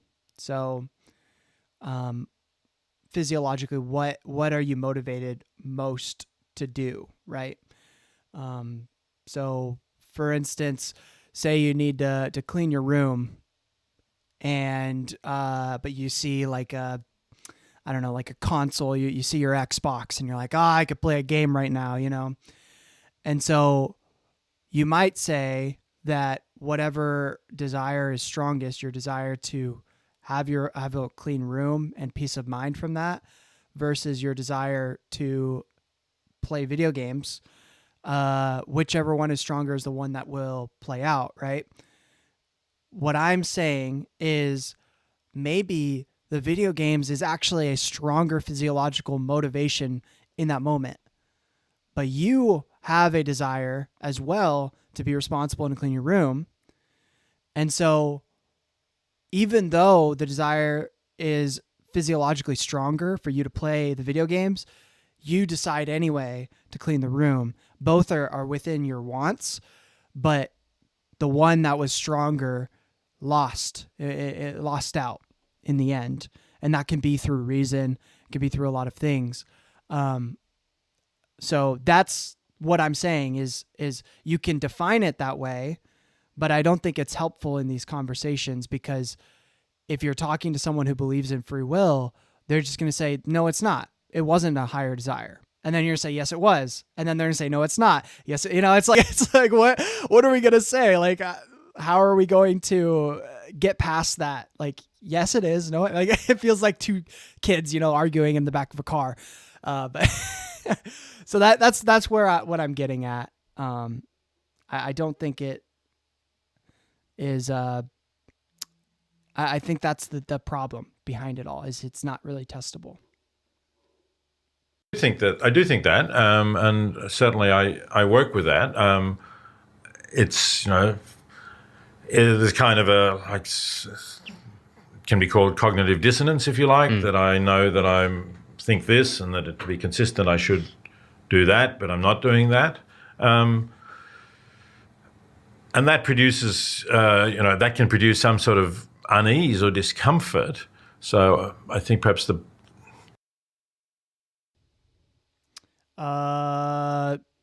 one which is stronger never loses out, my friend. In that example, the room would be physiologically stronger. I would encourage you to have a think on this one. Yeah, I mean, I have a video on free will, where I basically I'm a compatibilist, for your knowledge. So I do think basically ontologically that there is no free will. There is a sense in which there is free will when you sort of reflect and think through things deeply. I think we have to teach people that, and they have to sort of take on that. And so in that sense, it's not free because it's triggered by education. It's triggered by, previous causes, right? But so that's why we have to kind of push that. But there is a sense of agency when you choose to do something consciously versus when it happens instinctively, right? But yeah, your thought about which is physiologically stronger versus whichever ends up happening is the stronger one definitionally. No, I mean it's a good point. I'll definitely be thinking about that a little bit more. So yeah, I know I appreciate the pushback because honestly, that's something I've been thinking about a lot is free will. And I've come out with a kind of compatibilist view, mostly because of its utility rather than maybe its ontological perspective of it all. But yeah, no, that's a very good point. So I definitely appreciate the points that you're making. If you're trying to defend your position, you would say at that point, what you're trying to do is to avoid some negative experience, perhaps the negative experience of knowledge that I'm not acting consistently. But I'm still skeptical that you could really explain this reasoning process now in terms of acting for my own pleasure or anything of that sort. I think we've got pretty far away from that. Because my only problem is that I don't see how else you can do it. Because talking about, I could just as easily say that I can see why someone would think. I mean, I would. The thing that I think I'd push back on Singer here is the reasoning process has a goal, right? What's the goal behind the reasoning process? Because you can't just say it's the good, because the question then becomes, okay, what's the good? And the answer to that is, well, that which is desirable, that which is pleasurable. So really, when you say that, right, when you say that I'm going to rationale about something, the reason you rationale about it is for your own benefit. At least, I mean, that's what an egotist is gonna say, and that's probably what Alex will say here. So the process of thinking through things is a utilitarian desire for maximizing pleasure. Think that moral principles are self-evident, but I don't think it's plausible. I don't find it convincing. I don't see how you could psychologically account for that kind of thing. Struggling to get started on your novel? There we go. It's the same thing both ways. I mean, what can you give me more than just saying, well, it's self-evident? Can't you see that the pleasure is good? I mean, like Sam Harris says, put your hand on a hot stove and you'll just know that the pain is bad. Like, try and keep your hand on a hot stove. That's his point. It's like, well, okay, but there's a big difference between saying that, yes, subjectively, when I put my hand on a stove, I experience a subjective feeling of pain. Like, I don't like that pain. I don't enjoy it, which is almost, by definition, a subjective preference. There's a world of difference between that kind of recognition and the jump to an ontological point that pleasure as a concept is good. And I can't see why you're able to make that jump. Yeah, I don't see it as that great a jump, but it does. I guess it does require you to say, it's possible for value to exist in an objective sense rather than just be the values of values for those beings. I think that's where the kind of objectivist meta-ethic that I'm trying to defend does get difficult, I agree. Because if somebody wants to consistently argue that all values are values for beings, it's not easy to push beyond that. One way to push beyond it, I guess, is where you're talking about, again, Parfit-style problems about bringing beings into existence. But that's the question about whether, suppose we have a world with 1 billion happy beings in it, whether it would be better to have a world with 2 billion equally happy beings in it. And on the view that there's objective value in happiness, it's easy to answer that affirmatively. On a view that says all value has to be value for someone, it's not so clear, or at least somebody says, well, if you didn't have the extra billion beings, then they wouldn't exist. They'd never be unhappy. They'd never have missed out on anything. Yeah. Well, I mean, to give you a kind of classical, almost cliche with a utilitarian dilemma, to elucidate your own view, do you prefer the society of 100 people who all have 100 points of pleasure, or a society of 100,000 people who all have 99 points of pleasure, where the average is slightly lower, but there's far more of them? Okay. Well, at least at that level, I'm a totalist. But obviously, you can keep going, making the world larger and dropping the level of pleasure, and then you end up at the repugnant conclusion, which is a little harder to swallow. But do you just kind of bite the bullet with the repugnant conclusion?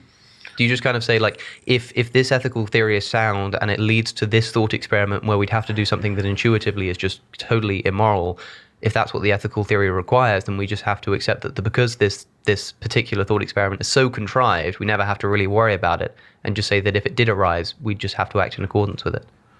Yeah, it's not only that it's never going to happen and we don't have to worry about it in that sense, but it's also, can we really rely on our intuitions when applied to a situation that is so fantastic that our intuitions did not evolve to cope with it? So, in terms of the repugnant conclusion... Which, for our listeners, perhaps you could just talk about the specific conclusion we're talking about. Oh, right, okay. So you started off by comparing 100 people at a level of 100 with 100,000 people at a level of 99. Yeah. And probably most people would be prepared to say, yeah, that small drop in pleasure is worth the fact that there are now so many more people. But as I said, you can just continue with that ad infinitum, and eventually you'll get to a world where you have people at, let's say, 0.001. It has to be positive still for this to work, but it can be life just barely worth living. And yet there's so many people that all of those people at 0.001 adds up to more than the 100,000 at 99. Yeah. And a lot of people will say, no, wait a minute, now you've gone too far, right? I'm prepared to have more people if the quality of life is still really good, but now you're getting to some very dull, barely worth living kind of life, and we've lost what I'm not prepared to accept that, and that's the repugnant conclusion to the argument. Now, a lot of philosophers, including Parfit himself, tried hard to work out ways in which you could accept a view that did not have that implication. Parfit never, well, I shouldn't say Parfit never found one, because there was a posthumously published paper in which he put forward some suggestions, which I didn't find totally convincing, I have to say. Some people try to set a floor, sort of a baseline, in other words, and say, well, once life sinks below a certain level, then there's no point in expanding, in having more people living that level. And that level is not the neutral level. It's not the 0.001, but, it's 20 or 30 or something on a scale between 0 and 100. Sorry, I should say really on a scale between minus 100 and plus 100. I guess, sure. What we're talking about.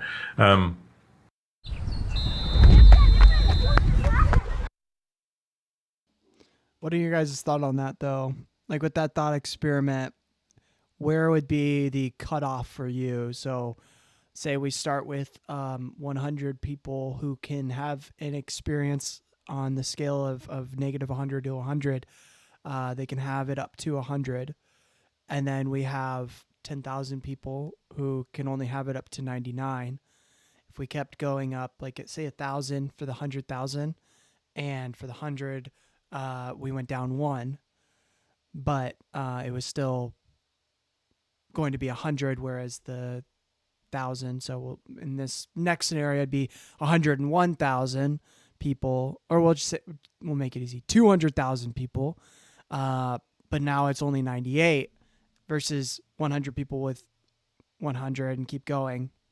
Like every 100,000, at what point do you kind of cut it off? Like, okay, as soon as it's down to like 40% of the 100, that's where I maybe cut it off. I don't know. What are your guys' thoughts on that? Anything over 0 is definitely worth living. Therefore, there is no cutoff without logic. Worth living means worth living. Therefore, per person, good over bad, more the merrier. Yeah, I mean, we're also talking about kind of a subjective thing too. So it's difficult. Yeah,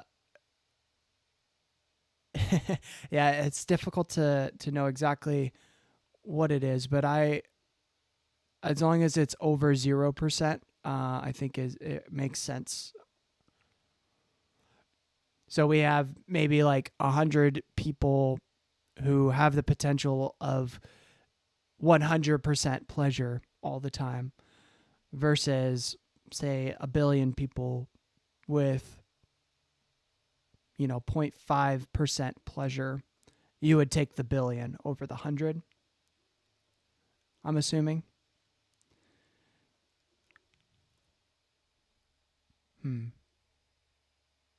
I mean, it's equal, and you won't know what you're missing out on, right? If there's 1 billion people, maybe that's what our world is. Maybe we're only scratching the surface of what could be obtained in terms of pleasure, and ignorance is bliss, I guess, in that scenario. But I don't know. That's an interesting kind of thought experiment. What do I do about that? Well, as I say, I think it's really hard to grasp these numbers and to think of these differences and to think what this life would be like. So I do find it an uncomfortable conclusion. And on this one, when you say, do I just bite the bullet? I would still like somebody to turn up with a coherent, consistent theory that answers questions about when it's good to bring extra people into existence and when it's bad. And if that theory avoided the repugnant conclusion, that would be a point in its favor. Yeah. But there have been a lot of really good philosophers working on this now for 40 or 50 years. Is the reason why it would be better? You say if there's a theory that encompasses a solution to the repugnant conclusion, that would count in its favor. Is that because of the intuition that we have that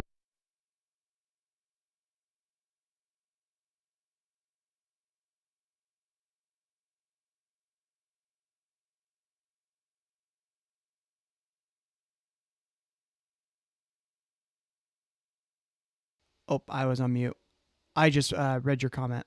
Basically, the number above 0 is on the worth scale. The word worth in worth living means it's worth it. So more the merrier, no? I mean, sure. I mean, again, it gets down to, I guess, what do you mean by worth living? Because that's a very subjective question. Someone's going to think life's worth living if as long as they, see at least one of their kids succeed, right? So maybe they have 4 kids and 3 out of the 4, have a terrible life. They all, get really into drugs and have a lot of traumatic experiences, but just one of them ends up going to college, graduating, and making something out of themselves, right? And even if you are in that drug-infested environment with your 3 other kids and everything's terrible, but there's that little glimmer of hope, to them, they would say that that's worth living. But to maybe another person who's more pessimistic, they'd say, who really cares? I have 3 out of my 4 are all screw ups. So I guess it's kind of glass half full versus glass half empty kind of perspective. And so, I mean, if you're defining it subjectively in the sense of each person subjectively agrees that their life was worth living, then I would probably agree with you. I think it is probably true. But then you're more of a totalist and less of a utilitarian, because technically, if it's like 0.000001 for like a billion people versus 100% for 1,000 people, the 100% is still higher in terms of pleasure. I don't actually know if that's true or not.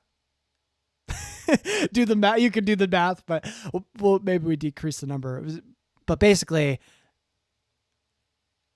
if you're about maximizing pleasure, yes, it's for the most people, but in general, it'd be about, from a utilitarian perspective, it's about maximizing pleasure. So as long as the numbers add up, right, which is kind of making too much logic out of the scenario. But yeah, no, I think it's an interesting thought experiment.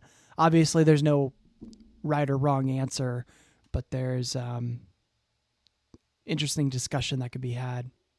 The repugnant conclusion is so wrong, because if we're talking about ethics being based on self-evidently true moral statements, then we're not talking about intuition. And if we have a moral theory based on what you describe as self-evidently true principles, which then lead to a conclusion that we don't like, surely it shouldn't count in favor or against the theory whether we intuitively like or dislike it, if that's not what we're basing it on. Because that's what I'm basing the moral theory on. I'm able to say that because we're talking about our own kind of psychological preferences, when we come to a conclusion that seems repugnant, we can use that as reason to distrust it. But I'm not sure you can do the same thing if you're not basing morality on that. So you said, as part of those remarks, that you're relying on intuition, but if I'm basing things on self-evidence, then I shouldn't be relying on intuition. But I think there are different intuitions, and Sidgwick, who argued that there are self-evident axioms, described this as philosophical intuitionism. That was the term he took for it. It's philosophical intuitionism because it's different from common sense morality, which relies on particular moral judgments. So people who rely on intuitions to say it's wrong to lie, or various other, incest is wrong, whatever else it might be, that's what Sidgwick would have called the morality of common sense, which is a kind of intuitionism. That is specific intuitions, particular judgments. It's the kind of thing that Rawls also talks about when he talks about making decisions from a position of reflective equilibrium. We find a kind of equilibrium between a whole variety of intuitions. I think that there are some things which... Join ICE with bonuses up to $50,000 and generous benefits.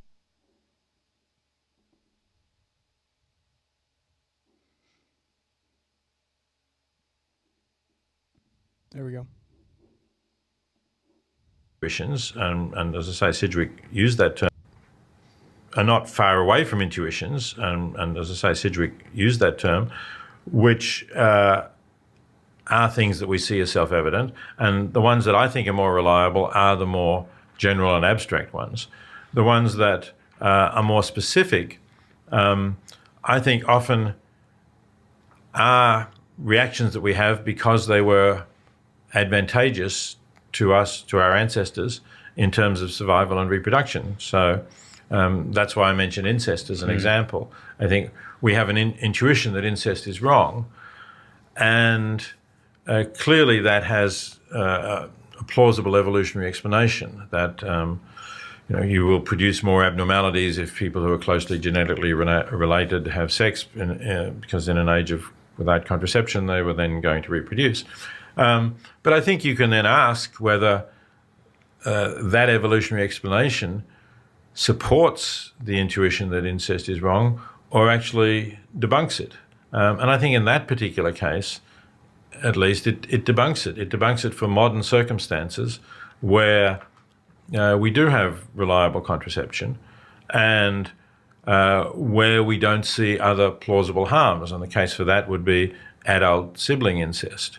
So, intuitively, if you ask people, and Jonathan Haidt did this in a bit of research, but if you ask people, you describe a circumstance in which adult brothers and sisters are spending a night together, they decide for the fun of it to experiment in having sex. They do that. They're both on using contraceptives, or the woman's on the pill, and the man decides to use a condom just to be safe. So there's no chance of them having a child, and it doesn't harm their relationships. They continue to be close. They decide not to do it again. So you ask people, is that wrong? A lot of people will say yes, that's wrong. And when you ask them why, they either say things that are contrary to the story, like, well, they might have a baby who'd be abnormal, or they just sort of fudge in some way, or they say vague things. So I think that's our evolutionary evolved instinct speaking there, and I don't think we should rely on that.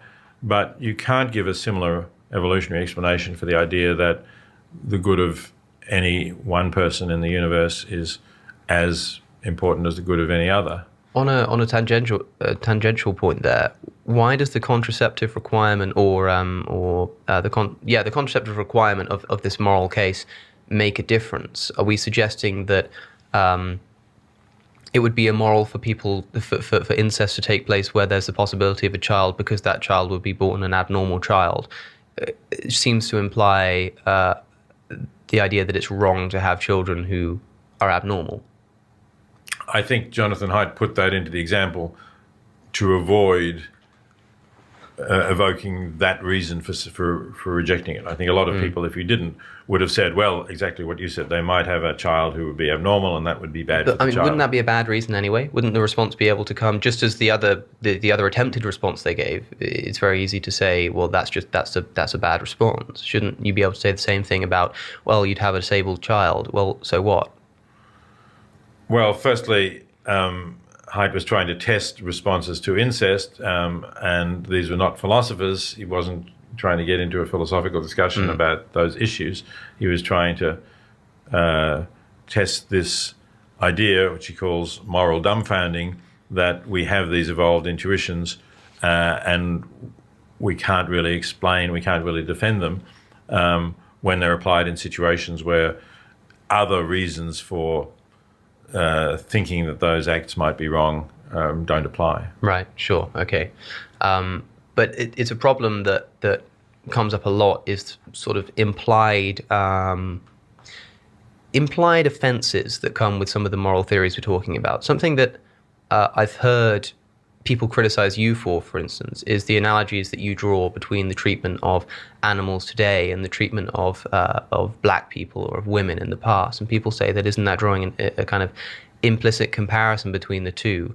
I think essentially that is what you're doing in terms of drawing a comparison between the moral consideration of both. But how do you respond to the critics who say that it's totally wrong to be suggesting that we can treat the suffering of animals in the same way that we treat the slave trade? Well, I'm trade? certainly not suggesting that. I never suggested that. I think I'm pretty clear in when I write about that analogy that I'm referring to certain particular parallels. That is, that in all of these cases, we have a dominant group, an elite, namely whites in the case of racism typically, and males in the case of sexism, that takes advantages of those who are outside that elite, and makes uses of them, turns them into slaves in one case, turns them perhaps into practically slaves in the case of men and women in many societies.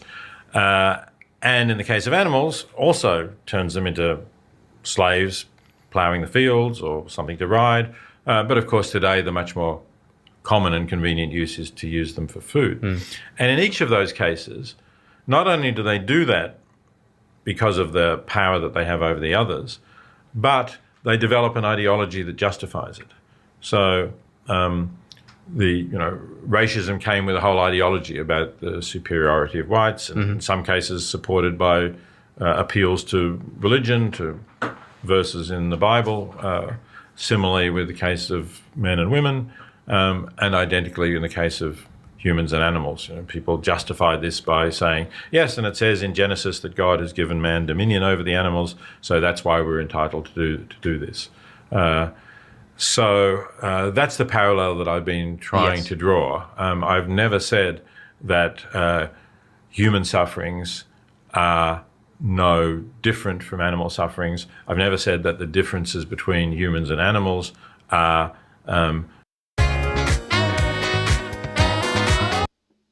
I think the parallels to bring value to both groups rather than to sort of make one like to tear down one group to a lesser level, right? The idea is to elevate one kind of a group that's I guess for animals been historically what's the word?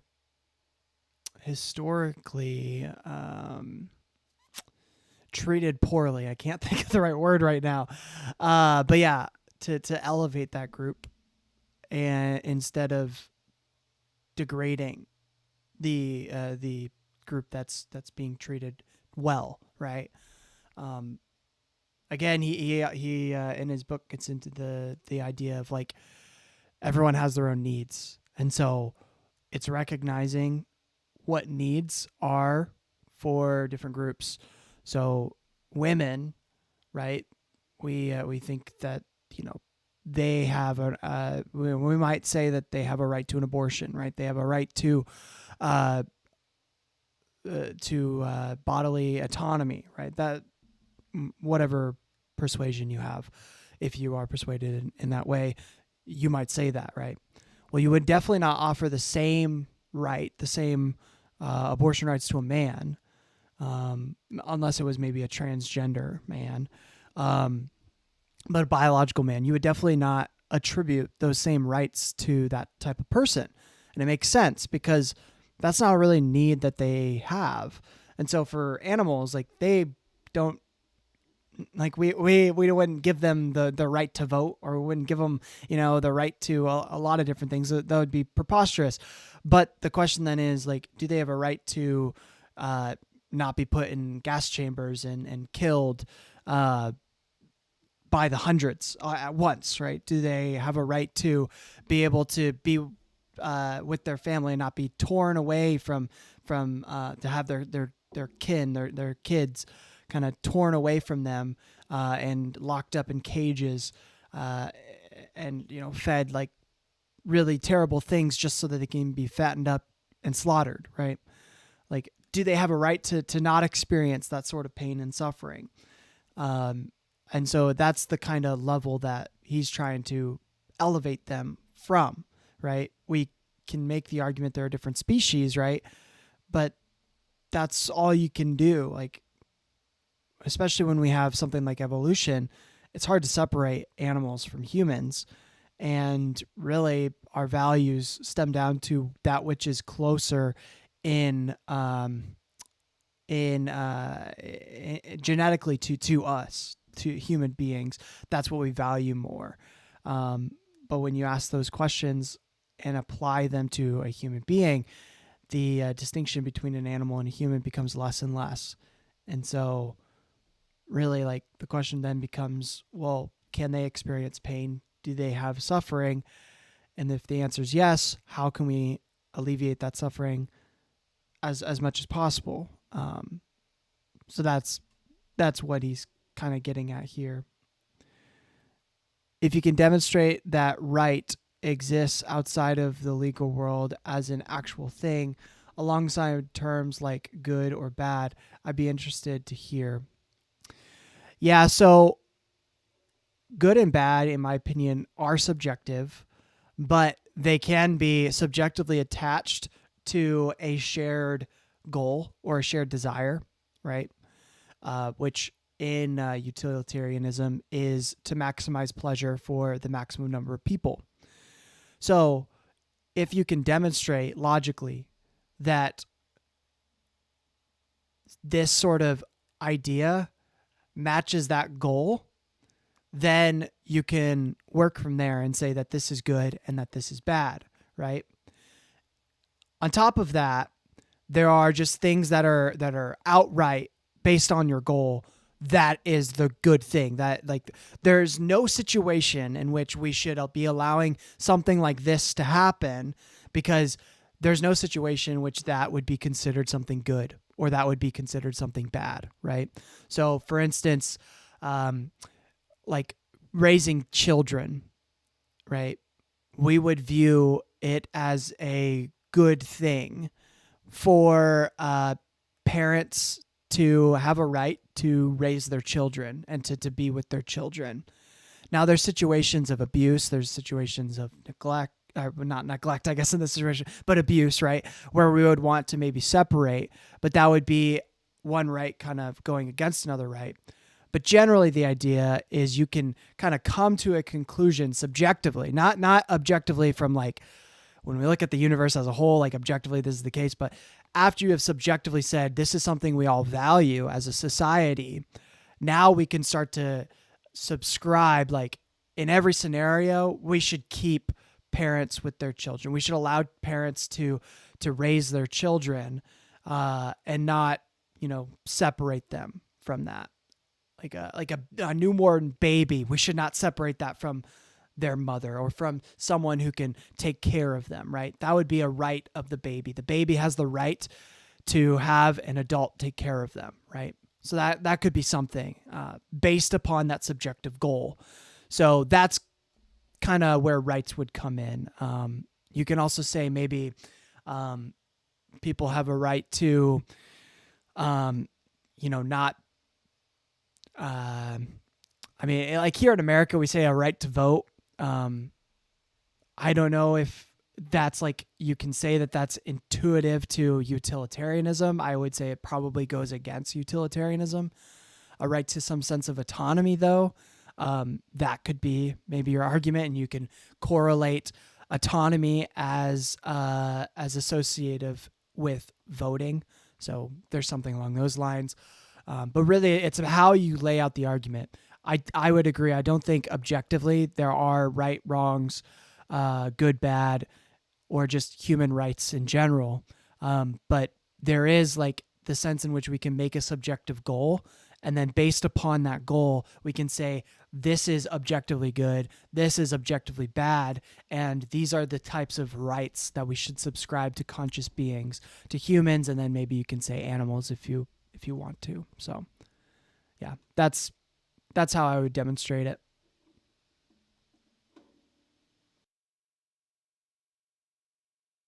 White or blacks or anything like that, of course, that would be an absurd claim. Yes, that would absolutely be absurd. I hope nobody listening thinks that I was implying that. That would be an absurd claim. The differences between white or blacks or anything like that, of course, that would be an absurd claim. Yes, that would absolutely be absurd. I hope nobody listening thinks that I was implying that you'd made that comparison. I meant the comparison that you mentioned between the ability to feel pain. Do you think that in terms of sensory pain alone, so we're not talking about psychological pain, which I know kind of comes along with it, but in terms of just the faculty for feeling pain, I know you write in Animal Liberation, not only is it true that non-human animals might feel just as much pain as humans do, but they might in fact feel more pain. And also tagging on the idea that we were talking about a moment ago, where a society in which more people at slightly less, but we have a value on more people being in existence, having pleasurable experiences. Putting all this together, I want to ask a difficult question that I've reflected on a lot. And when I've been talking about this is kind of a question which I've struggled to address, that I've brought up to myself, which is considering the different extent in terms of the number of sentient beings actually involved and how frequently and how badly they're being treated. In terms of moral wrongness on this kind of more enlightened, based on the intrinsic value of pleasure of sentient beings. In terms of moral wrongness, what was more bad, or what is more bad, between the modern animal agricultural industry and factory farming, or the historical slave trade of human beings? Those are very difficult comparisons to make. What a question. Oh, man. I'm curious what Peter Singer has to say here. Damn, getting to the heart of it. Wow, what a question. I think, because I'm certainly prepared to recognize that Africans taken from their homes and their families and treated as slaves, and then even when they got to the New World, obviously families were broken up. If they had children, they might be taken away and enslaved, and they have a different awareness of their situation and different possibilities. So it's very hard to compare what they are suffering with what non-human animals suffer. And as you say, the numbers are vastly larger for non-human animals. Yeah, that's the thing that I think makes the difference, because I think you can easily say that because of the psychological trauma involved in the slave trade, it was far worse for the individual. But because of the sheer number and the fact that it's likely to continue, the sheer number, there must be, if we're going to use a principle and kind of look at it mathematically, there must be this number of animals suffering that would outweigh a number of human beings suffering. And with the sheer scale of the current agricultural industry, if there is such a number, surely we must have passed it by now.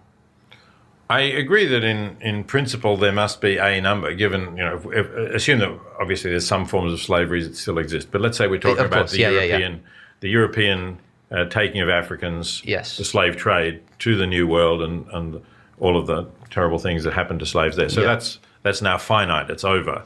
Yeah. So a little context to the sheer number thing. There's it's called let me pull it up here, Shrimp Welfare Project. I don't know if you've heard of it at all. But this is like one example of just how big this sort of industry is. 440 billion shrimps are farmed each year. That's more than 5 times the total number all farmed land animals combined. This makes shrimp welfare an area of high impact where your involvement can lead to great change. So there's questions of like, how much do shrimp suffer? They do suffer. We know that for a fact. But the sheer number, the degree of suffering, that's a kind of subjective question, but I would say it's probably lesser than you'd say in like a cow or a pig. But it is, in terms of utilitarian, it's a sheer number factor right here. Like 440 billion people. That's, for context, we only have 8 billion people on Earth, and we have the highest population that we've ever had in human history currently. And this number just destroys that, and that's per year. So it's it's a project you can, I could put it in the description too if you want to donate. But yeah, it's insane just how many people are suffering compared to how many animals are suffering. And that's just one species. We haven't even mentioned pigs. We haven't mentioned, chickens. We haven't mentioned cows.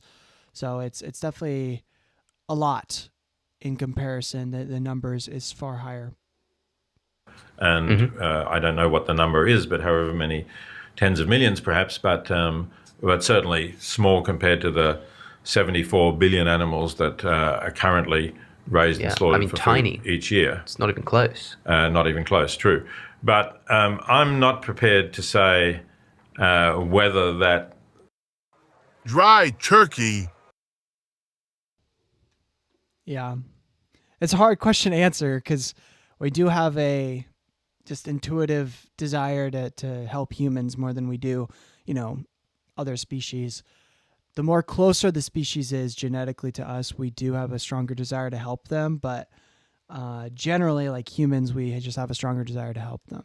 Already passed, whether it's worse. It's possible that it has. I'm also not going to say it hasn't. But I certainly think that, yes, in principle, the amount of suffering that we inflict on animals could mean that that speciesism as such, as an attitude and all the practices that flow from it, have actually done more harm, caused more suffering, and in that sense been worse than all of the terrible things that slavery did as well. I think that's enough to answer the question, because I think the difficulty in that question lies in the intuition that many people have to just say that there is no number of animals that could suffer and die that would possibly outweigh something like the slave trade, because of the sensitivity surrounding it. That it seems incredibly offensive to suggest that could be the case. But I think that morally, if we're going to be mature about it, we have to accept that, and we're going to be principled about it and be consistent about it, we have to admit that such a number would be reached. But I'm interested again in terms of, speaking of the difficulty that people would have to actually accept these moral principles, intuitively speaking.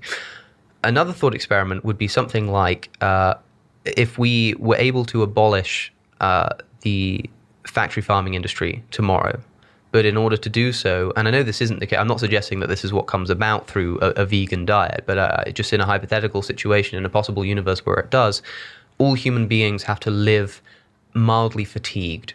Not severely, not such that they can't get out of bed, but enough that they're noticeably tired every day and they're pretty uncomfortable about it. The pain of doing that would be nothing compared to the pain saved from the agricultural industry. But could we really expect human beings to accept that kind of arrangement, to diminish their well-being significantly, but not so significantly that it outweighs the thing that they're saving? I feel like if you were to propose such a situation in that possible world, if you were to stand up in Parliament and say this is the law that we should bring in, they'd probably laugh you out of the room. And would they be wrong in doing so?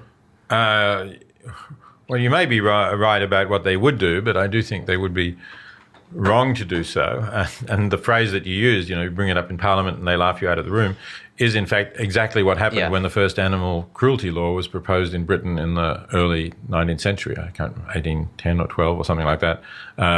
When somebody proposed a law about beating cattle that you were driving to market or something, and I think it was Humanity Dick Martin, I think his name was. He was known as Humanity Dick after that, obviously. And he was laughed out of the room, and it took a decade or so, I think, before he brought it in. So the fact that you're laughed out of Parliament doesn't mean that you're not right, clearly. And I think you're correct to say that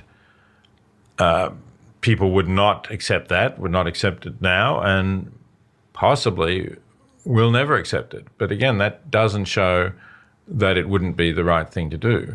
But should we expect human beings? I mean, I don't mean should we expect it as a matter of do we think they will, but morally speaking, should we expect human beings to accept that kind of arrangement? Yes, morally speaking, I think we should. But as you rightly pointed out, that's different from predicting that they ever will.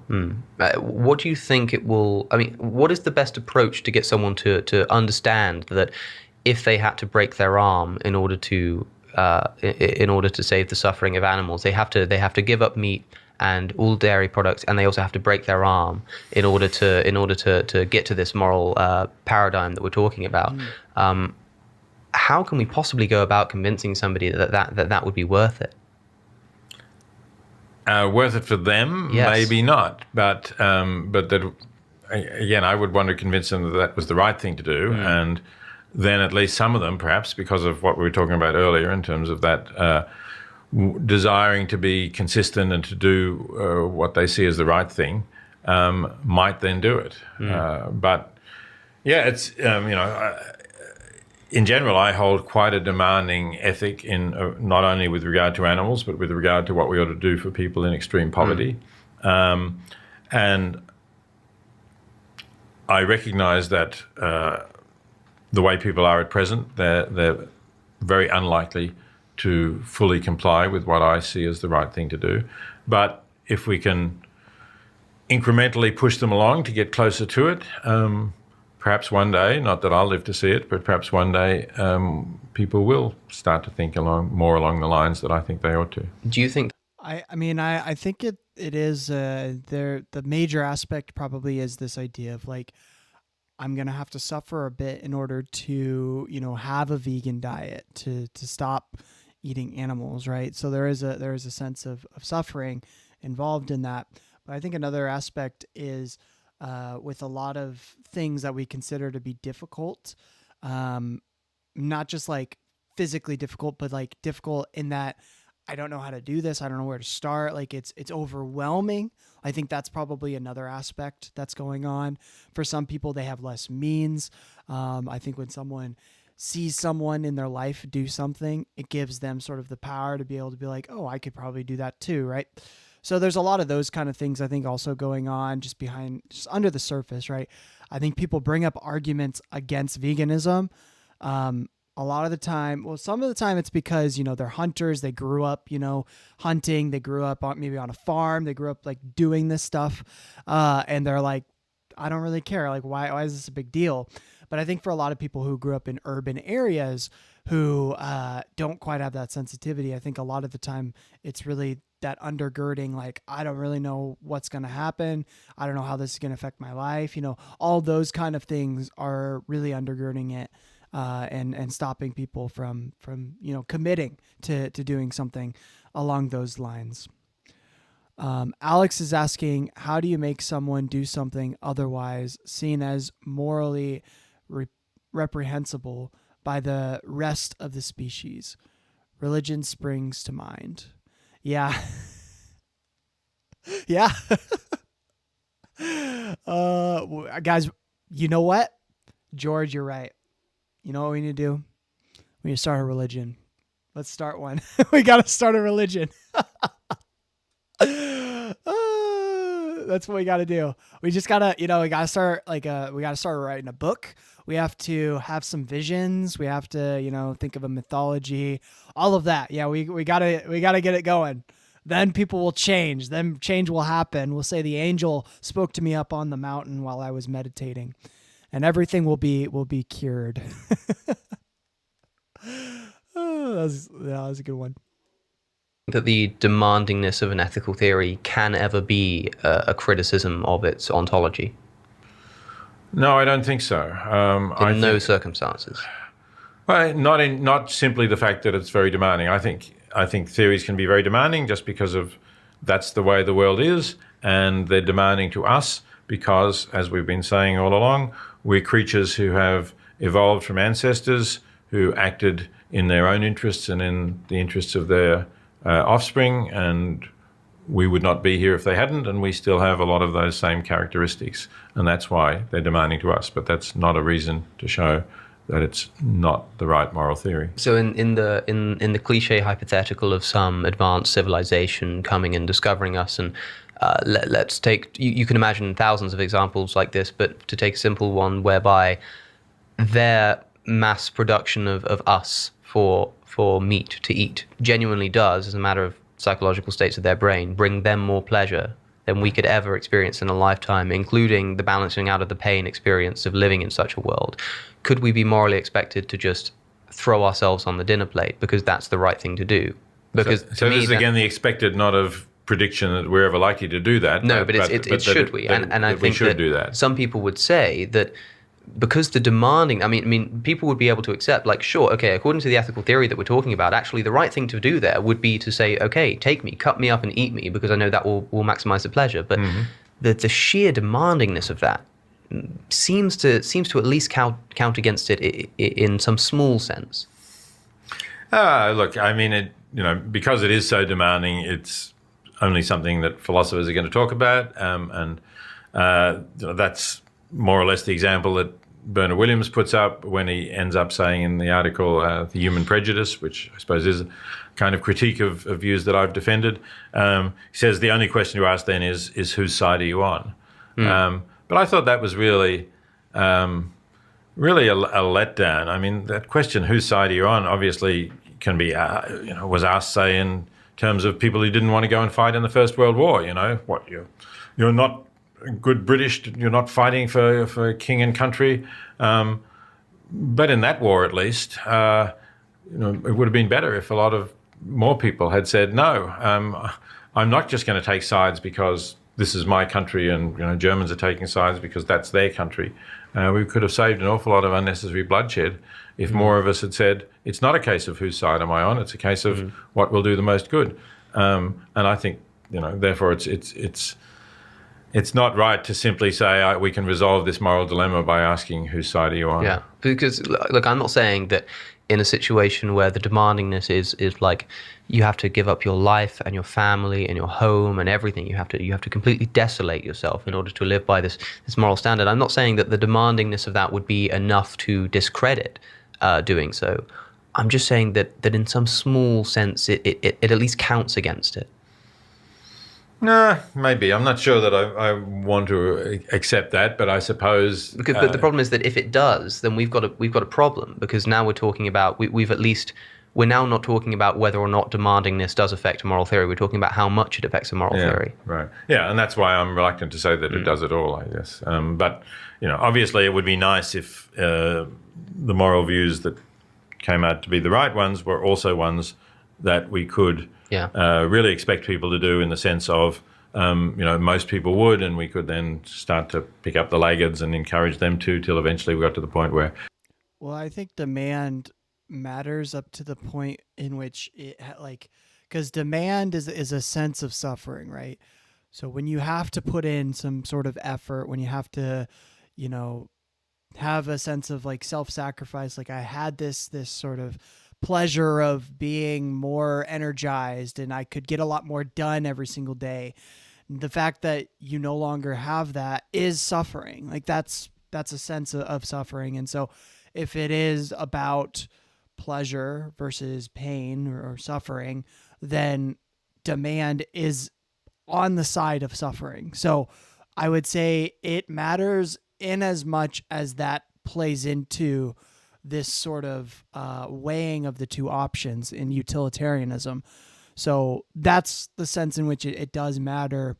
Now, does that compare to the amount of suffering of that many animals and the amount of suffering they can experience? Probably not. But to say that the demand does not matter, that it is not part of the equation, I think is faulty. I think it is part of the equation, but it is something that probably does not outweigh the suffering of animals. Everybody was doing that. That would be nice. I would be happy if moral theories that I believe to be true were like that. But in at least many areas of life, I think they're not. And I just have to accept that. But we can see these hypotheticals, and it's just because a moment ago when I asked you if you think demandingness can count against moral theories, you said no quite confidently. But with this example, I don't see any good reason to think that it doesn't. Well, I'm not sure that I see a good reason to think that it does, though, either. It's, I think probably on general principles, I want to say demandingness is not something that counts against. I suppose one possible response would be to say that the level of psychological trauma involved in somebody actually doing this thing, or the level of commitment it would require, would be psychologically impossible. And since ought implies can, because you can't put yourself on a dinner plate like that. You couldn't bring yourself to do it. It would not be possible psychologically to put yourself in that position or accept that system. That because of that impossibility, you therefore can't morally oblige people to do something that they physically can't do. That's one way of, I suppose. Yes, and then we have to discuss whether the ought implies can principle is met in the sense of can't by what you described as psychological impossibility, and exactly what that means. It's not. There's a sense in which it's not really impossible to throw yourself on the dinner plate, and maybe one person in a million would do that, thereby showing perhaps that it's in some sense it's possible for anyone to do it. Well, it's problematic because I see that as at the moment the only one I can see in terms of a good moral response to this problem of demandingness is to make this point that actually it's psychologically impossible. But if we're going to speak technically, then in very basic moral decision-making procedures, if people just aren't of the psychology to act morally, and they just happen to be inclined to act immorally, then technically speaking, it's psychologically impossible for them to have acted differently as well. So you run into a big kind of roadblock, and free will comes into it, and you run into this thing where actually you can't make any ethical prescriptions because they're all psychologically impossible or they're all psychologically necessary. So the only good response I can see against the demandingness criticism or the criticism of the idea that the demandingness doesn't count leads to far more problems than the demandingness consideration would if we just accepted it. Yeah, I think that's a good argument for it. Yeah. So, I mean, I would therefore conclude that perhaps demandingness does play a role in determining whether a moral theory is how good a moral theory is, because the only other alternative to me would be to say that we can't make ethical prescriptions. Oh, I didn't think that was where your argument was leading. Maybe I missed something about. I think that must be where it takes us. So I was hearing the total opposite. I'm with Singer. I was hearing the total opposite of that. Like, if you're to conclude that a psychological impossibility is a viable reason to not do something, right? To consider it not immoral or moral for that person, then that leads to a whole spew of different problems. But the whole spew of different problems he was referring to was the fact that you wouldn't be able to sort of help that person. You would be judging that person despite the fact that they were maybe a psychopath, sociopath, something along those lines. So they have that psychological impossibility. Yeah, I was hearing the total opposite as well. So I thought rather it was going the opposite way, that once we start saying ought implies can and this is psychologically impossible for you to do, that then we're going to end up with a whole lot of actions that that people don't in fact do, being ones that they couldn't do, and therefore us not have been justified in saying that they ought to do it in the first place. And if that's the case, then I think we should just reject the connection between demandingness and the plausibility of the theory, because then we don't get into that particular trouble. Sure, because if you do reject, but surely if you, so you're saying we should reject that connection between demandingness and plausibility. But my point was that the only way we can reject demandingness and plausibility of the theory is as far as I can see, through this argument of psychological impossibility. It seems I don't think that's right. No, I think we can reject it just by saying that how likely it is that people will ever comply with a moral theory is independent from the truth of the moral theory. And the moral theory is true regardless of whether anybody will ever act on it. Yeah, I think that's fair. And do you think it will be long before we reach a situation where animal ethics is taken as seriously? Because right now, I think we can both be in agreement that, ontologically speaking, there are essentially true things to be known about the immorality of the meat industry, for instance. But and like we say, that holds regardless of how many people actually agree with it.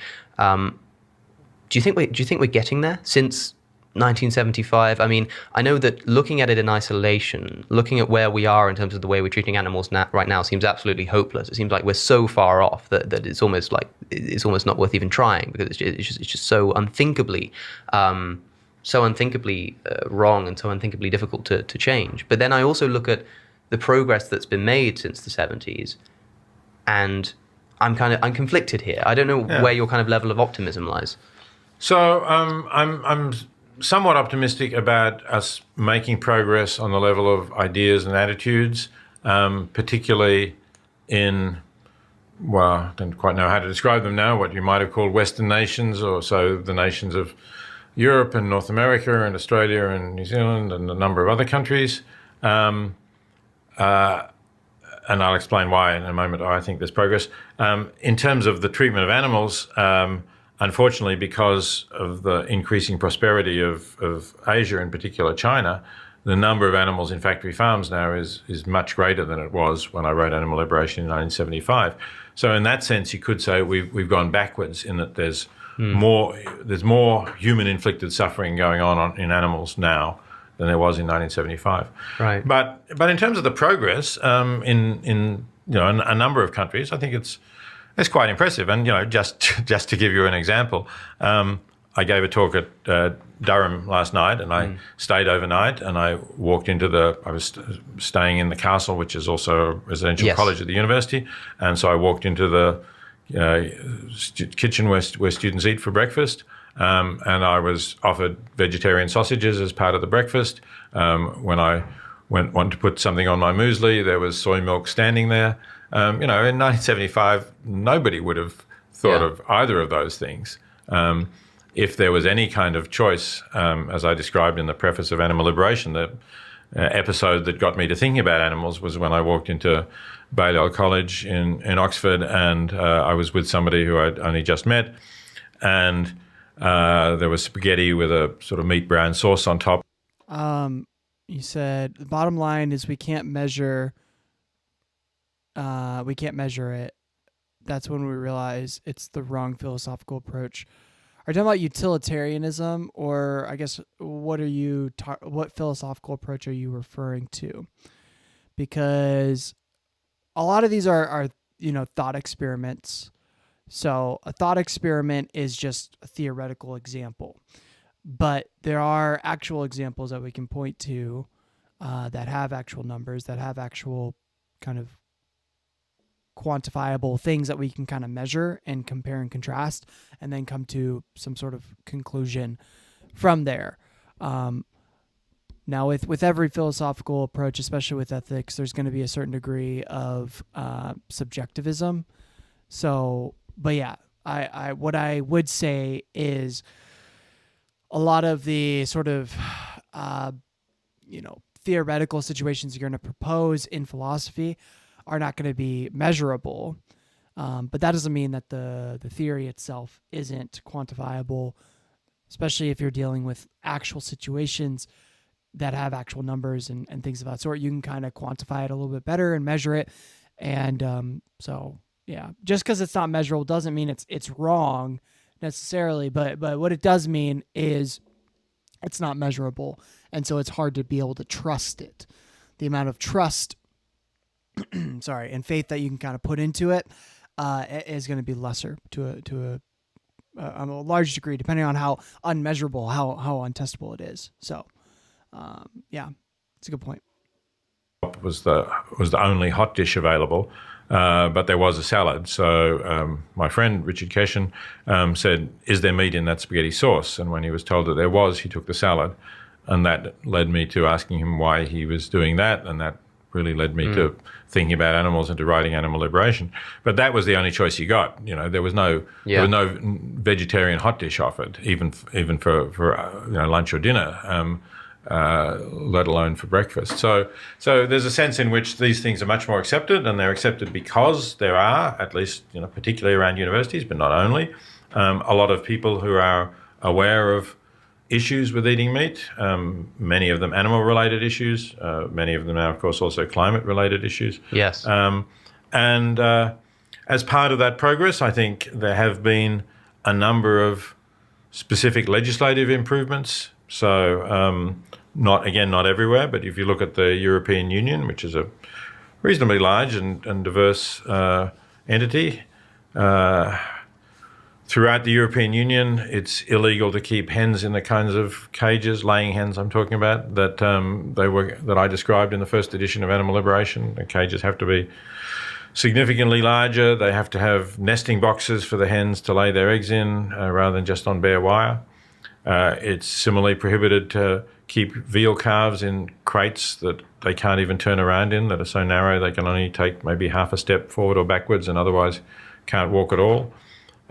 Similarly for the sows, the mothers of the pigs who were sent to market, they were also standardly kept in those stalls. That's also illegal across the entire European market, and in some jurisdictions outside Europe as well.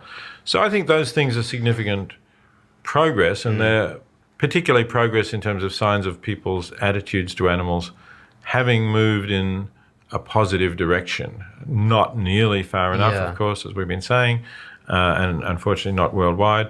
But it's a reason for not just despairing about the whole thing. Sure, but I mean, is that something to celebrate, or is it something to say it's about damn time? What's next?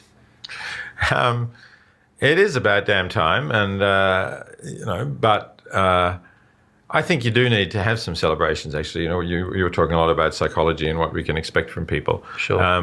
I think that if people in the animal movement focus only on the continuing atrocities that we inflict on animals, they will feel that it's all hopeless and go away and not do something. But I think it's important to think of the positives as well. I see, but to give listeners a point of reference, I remember when it was legalized for women to drive in Saudi Arabia, and it was celebrated all over Twitter. People were so happy about it. I remember thinking, what are you all talking about? Why are we celebrating this? That's absurd. Like, it's not something. It's not morally virtuous to do this. It's a moral obligation, and so it's not well done for having done this. It's like, you're awful for not having done it so far, if you see what I'm saying. It's like kind of looking at it in the wrong framework. And I look at a lot of the things that are happening now. Like, I wonder. Perhaps I'm more sympathetic then to the kind of abolitionist approach rather than this kind of progressional approach. But I look at things like when people do Meatless Monday or something. I'm interested to see what you think about this, because to me it's like the equivalent of saying, well, I let my slaves run free on a weekend.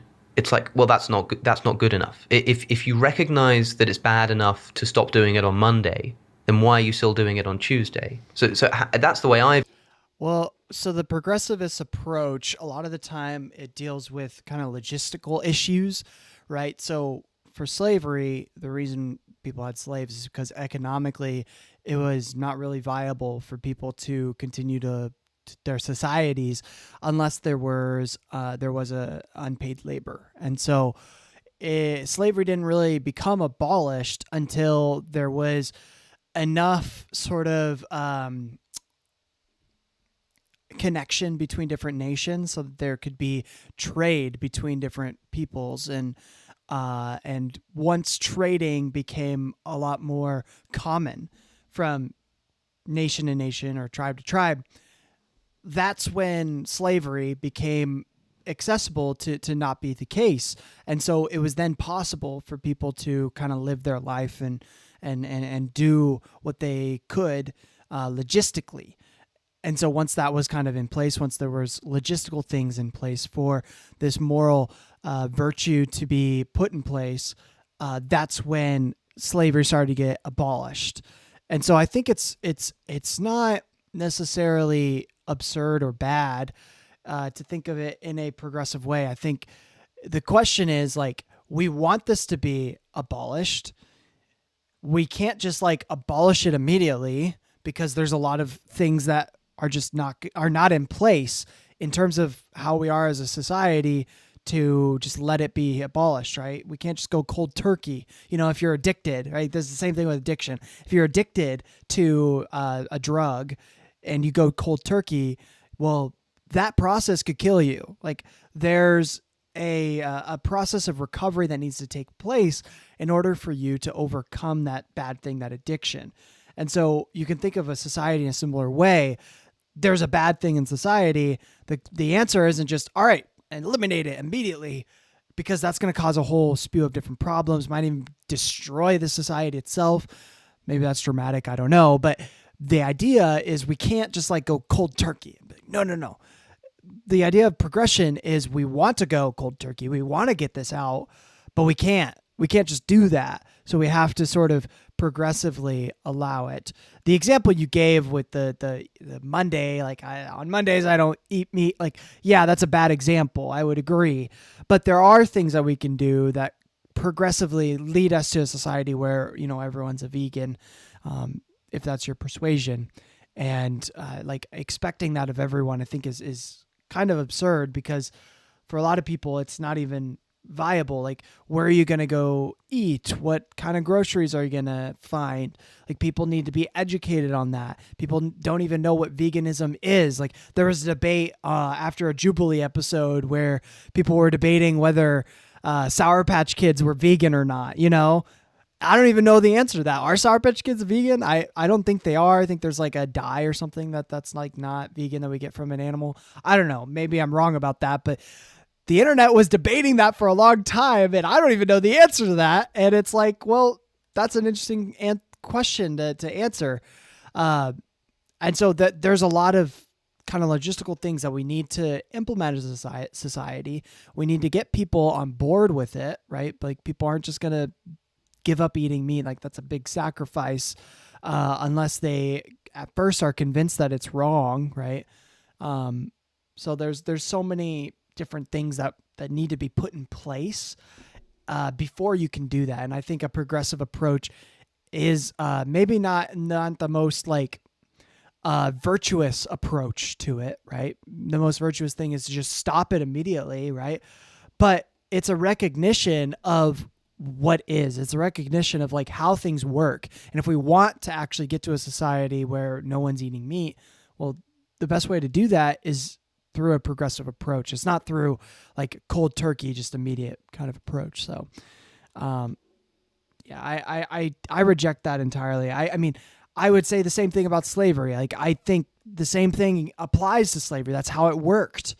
It's not going to work if you just cold turkey it, because that's where people are going to say, oh, well, it didn't work, so we're just going to reject it. No, like we need a progressive approach, and then they can't say that because that's what's going to work, How do you feel when people have these kind of these approaches where it's like we'll cut down a little bit? That seems to recognize that seems to imply a recognition of the immorality of it, and yet why is that not enough to make them stop altogether? Yeah, you're looking at it from the point of view of what attitude should we have to the people who understand fully the nature of the problem and are still eating meat on Tuesday and congratulating themselves for having meatless Mondays. That's one perspective, and I don't really disagree with you about that.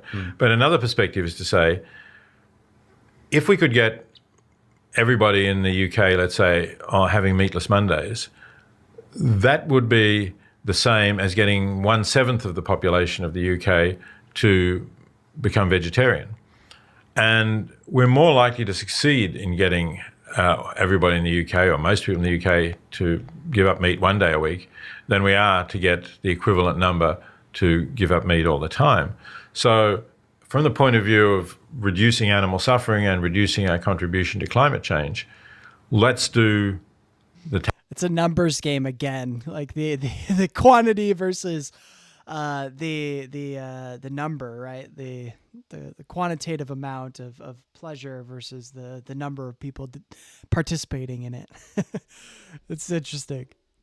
Tactic that is more likely to have those beneficial effects. So from the campaigner's point of view, I think it makes sense to campaign for Meatless Mondays. I don't know if I could do it because it would seem to betray my moral principle. It would seem to imply that I'm not taking it seriously. If I'm willing to to falter on it, if I'm willing to make what are essentially what's the word? Compromises? Yeah, compromises. Yeah. You're essentially compromising on your ethical principle, and this is something I see to be as the most important moral emergency of our era. How can I be expected to compromise on something as important as that? I mean, we're talking about unthinkable levels of suffering happening every single time, every single day, every single minute. In the course of this conversation, an unthinkable level of suffering has gone on for no other reason than the fact that people just like the taste of meat. That's not, I can't see myself kind of saying, well, that may be true, but maybe we should just kind of like loosen our approach and say that it's better to do something than nothing. It's like, no, like this needs to end now with no moral exception as a matter of moral principle. And I feel like if I can't express that in the form of activism, then I'm betraying myself. Okay, then I would say to you, don't go down that path. Continue to act for animals in a way that you feel is not betraying yourself and is consistent with what you believe. But if there are other people who are more pragmatic by temperament in terms of what they do and feel that they're not betraying themselves because they are reducing animal suffering, then don't oppose them. Let them get on with what they're comfortable doing, because we should recognize that it is having good consequences. Do you think I'd be doing more harm than good to be an activist with that approach, with the abolitionist approach?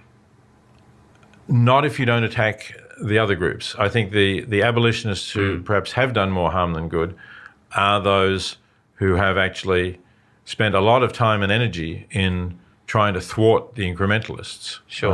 And that's really, really such a waste, I think, of energy that could be used in a good direction. I remember reading, I don't know where you said that or even if you said this, because I read somebody had said that you had said it. Maybe you didn't. This is a good opportunity to check. But they said something like you were once asked if you order a meal at a restaurant and it comes with cheese on top or something, and you've got the choice between sending it back and saying, give me what I asked for, or just kind of shrugging your shoulders and eating it. It might be best to just shrug your shoulders and eat it, because in front of your friends, you don't want to make it seem like a difficult thing to do. You don't want it to seem like you have to be that guy. That you want it to be more appealing and easy for them to jump on this bandwagon. But the reason to do the opposite and send it back is to say that if you do just say whatever and eat it with the cheese, then people will look at you and say, oh, well, he's not taking his moral principle seriously, so why should I? I mean, which approach do you take? And is that something that you've said? Yeah, it probably is something that I've said, yes. And that is consistent with the kinds of things that I think about. So you would just eat the cheese? In that case, yes. So if it's come anyway. We assume that if I send it back, it's just going to be thrown out. It's not going to do any good. And let's also assume that I know that I'm with friends who understand me reasonably well, and they know that I didn't order the cheese and that I wouldn't have ordered it, but in these circumstances, I would eat it. Okay, so that's circumstantial. Let me give you another. In fact, I can give you an actual example. That I suffer pretty badly from hay fever, and this morning I went to get some hay fever tablets, and I couldn't. None of them were vegan, essentially. Now, if I say to my friends who suffer awfully from hay fever, who are just horribly snotty, just awful eyes, itching everywhere, and I say, no, you can't get your cetirizine hydrochloride to make that go away because it contains animal products.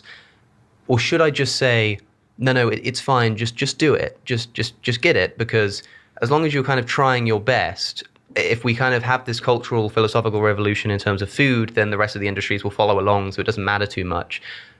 And you don't want them to think like it's too hard to do. Because if I say to them, no, you can't have your hay fever tablets, then they're probably not going to want to go vegan. So what about a situation like that, where it's not like an accidental thing? They have to actively go and buy that product. But if I tell them they can't, then it's going to be much harder to make them go vegan. What counsel should I give my friend in that situation? Well, for me, I think you can trade off the benefits to them, which in this case seem to be very great, against the relatively, very small contribution that you're making to additional animal suffering, to the profits of the animal industry in this case. This is my utilitarianism operating here, clearly, that I think, when I talk about this in Animal Liberation and elsewhere, I think really what I'm writing about is I'm addressing people in terms of what they eat, who can walk into a supermarket, find a wide array of food which is both vegan and non-vegan, and nourish themselves adequately from the vegan selection, and then they ought to take the vegan selection. So that's, and then people will say, okay, but what about if you're living in Alaska, you're an Inuit, you've always traditionally gone, fishing, and for a lot of the season you wouldn't really be able to nourish you well. Well, that just seems to me a completely different situation, and nothing about my views would imply that we ought to go up there and tell the Inuit people that they shouldn't be eating fish. But they're okay to be doing so? If that's the way that they live, and they don't want to move to the city, which would disrupt their lifestyle and all the rest of it, I don't think I'm not going to go and tell them that they should stop. But I could just as easily say, like, my lifestyle is one where I like to eat meat, I like to shop at certain stores, I like to go to KFC. Like, who are you to tell me that I need to completely uproot my entire diet, go to a different shop, maybe spend more money, have to learn about nutrition, have to kind of take a course, make sure I'm getting everything right, check all the labels, all this kind of stuff. It's so inconvenient. But it's not that inconvenient compared to uprooting your lifestyle. Sure, but then uprooting your lifestyle in the way that an Inuit would have to is nothing compared to the suffering that the animals are going through. Still, I think, maybe in some future world when sort of people in Europe or North America or wherever are not causing more suffering to animals than traditional hunter-gatherers are doing, then we might think about having that discussion with them. But yeah, I just find on the the utilitarian principle, it's difficult to suggest that the pain that somebody would have to go through in uprooting their life and moving to the city is in any way worse than the pain that the animals who they're currently eating are experiencing. I'm not saying it's worse, but I'm saying that there are cases there are so many people who are inflicting more suffering on animals with much less cause for doing so, that's where we ought to be focusing our concerns. But then, so my answer to that would be that it's still wrong for those people to eat meat, but maybe we shouldn't be focusing our concerns there. I'll agree with you on that. Like, we should really be focusing on the more important issues, but they're still wrong. Well, they're still doing what is morally incorrect. Yeah, okay, I would probably accept that. Sure. Yeah. Okay, well, that's fantastic then. I think given the the breadth of the disagreement that we've had throughout the conversation. Yeah, I think that was the first time they actually agreed with one another. That's crazy. A point where we can agree might be a good place to end. Yeah. So it's been a pleasure and a privilege. You know, it's really funny. The last podcast that I reacted to last week was a disagreement between the two of them that was kind of resolved prior to the conversation, during the conversation, but they mostly still disagreed in certain degrees.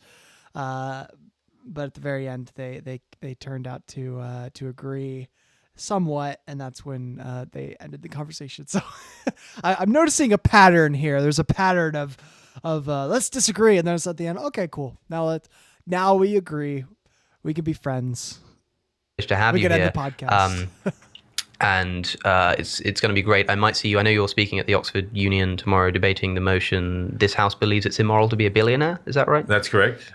And I'm opposing the motion. You're opposing the motion. Some people who've read Famine, Affluence, and Morality might be surprised about. Yeah. See, I kind of, when I saw you on the list, I thought that makes sense. I could see why you do that. And I remember when I told friends, I said we should go to the Union. Peter Singer's coming to debate this motion, and they all kind of just go, improposition, right? And they're amazed to find not. But I imagine that because they film all the events, so I'm not sure when this episode's going out, but there's a chance that footage might already be online by the time people are listening to this. So it's something they can go and listen to. But I think that would be an interesting one. Good. I hope they will listen. Yes. And I'll try to be there. But yes, thank you for being here. It's been a great conversation. I'll remind my listeners that if you enjoy this podcast, it really helps to give us a rating on iTunes. It helps us with the algorithm, puts us on the front page. Better statistics, can reach out to wonderful guests as we've been able to do so far. So thank you all for listening. Thank you for staying with us. With that said, I've been Alex O'Connor as always, and today I've been in conversation with Professor Peter Singer. Let's go. That is 26 videos done. These last few have been long. Oh my goodness.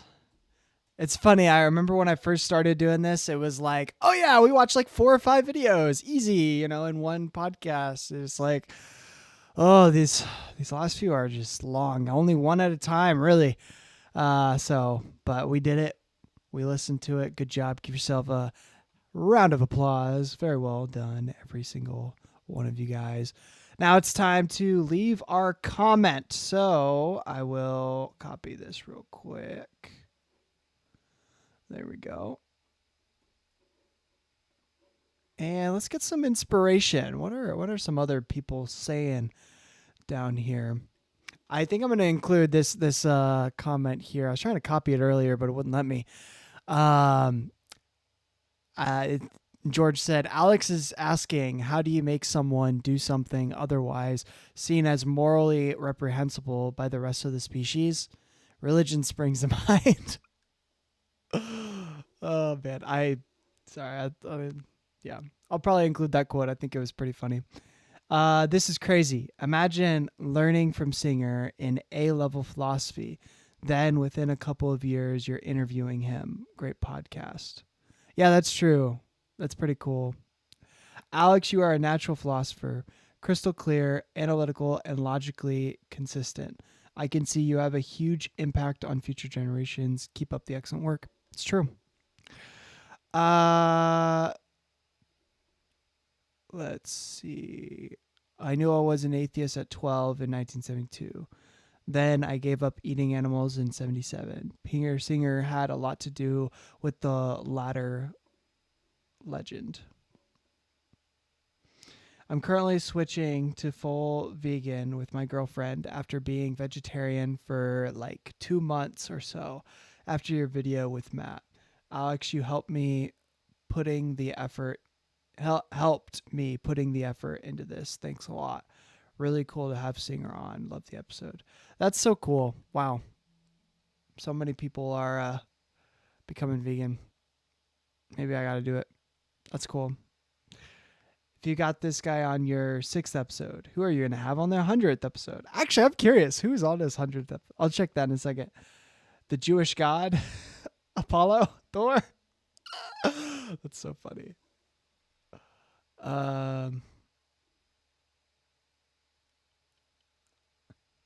Yeah. On the subject of animal pain, Dawkins has theorized that perhaps non-human animals suffer more than humans out of necessity because non-human animals lack the same capacity of rationality and abstract thought to cope with pain. Oh, that's interesting. I never heard that before. So, for example, if I break my arm, I can cope with it by training my brain to think of a funny joke or some post hoc rationalization that fills me with pride every time my arm begins to ache. Can a horse do that? Or are they stuck with the dull thought of pain? Horses are pretty smart, so maybe a horse, I mean, probably, that's pretty advanced thinking, but maybe a horse can do that. But can something like a chicken do that?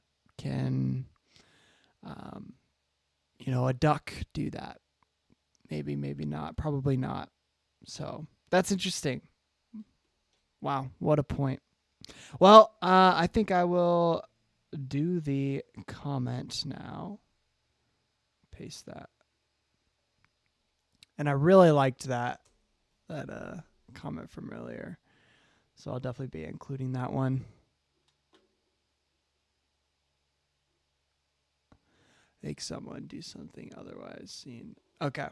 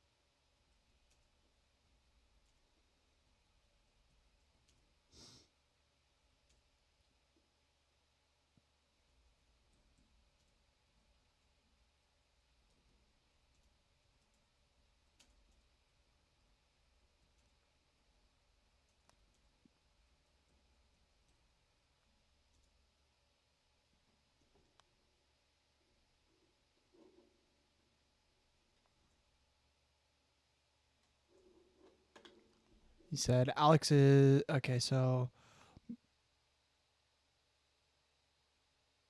oh yeah, that's what it is.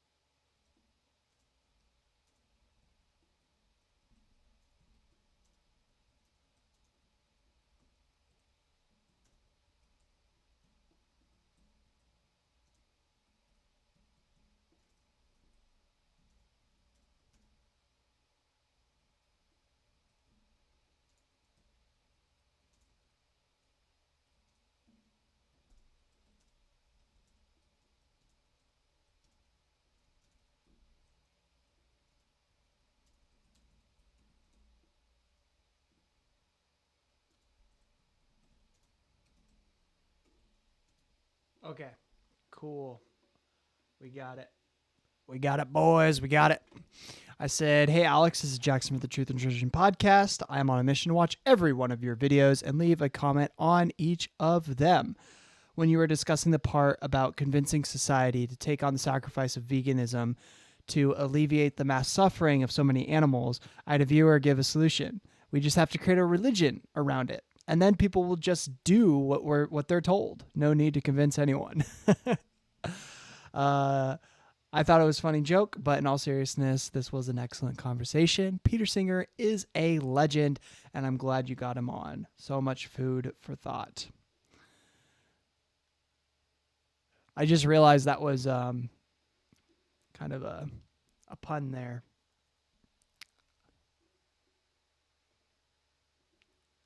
I'll do a little quotes around it. That's so stupid. Oh, I love puns. Puns are the best, dude. Oh, man. All right. I'm sending it. Full send. There we go. All right. Well, that was our conversation on morality, pleasure, and pretty much veganism. Is Peter Singer. Like, obviously, veganism is going to be brought up. In terms of the bingo card, let me pull it up here. I think we only got just those 4. I didn't see any more. So, yeah, Richard Dawkins wasn't even mentioned. Free will never came up. Free will never came up, which is crazy because that's part of his moral idea, his moral concept. Oh, I didn't even switch it. Sorry. Yeah, that's crazy. If you guys got a bingo, let me know in the comments. I'll shout you out. But yeah, I'm not again this week. Haven't got a bingo. I'm still waiting, man. I'm still waiting. Maybe we'll do a carry it on through the week. But I think we can get one in a single episode. I'll keep doing it this way until the future. So, but that's going to end us for today. That has been my discussion, reacting to a video with Peter Singer on utilitarianism and veganism, basically. So, is pleasure at the basis of morality? The answer depends on if you're a utilitarian, but probably. It makes the most sense in a at least in a scientific manner when you're looking at psychology. But I hope that you guys enjoyed. Let me know what your thoughts were on the episode, and if you disagree with me, put it in the comments. I want to hear it. You guys are awesome. Keep going on. You guys are what make this all possible. If you liked this, give it a like, subscribe, all the fancy stuff. And if you want to support the channel, you can donate to my Buy Me a Coffee link, linked in the description down below. Helps make this keep going. So keeps the donuts getting made every single morning. So anyway, have a nice rest of your day, and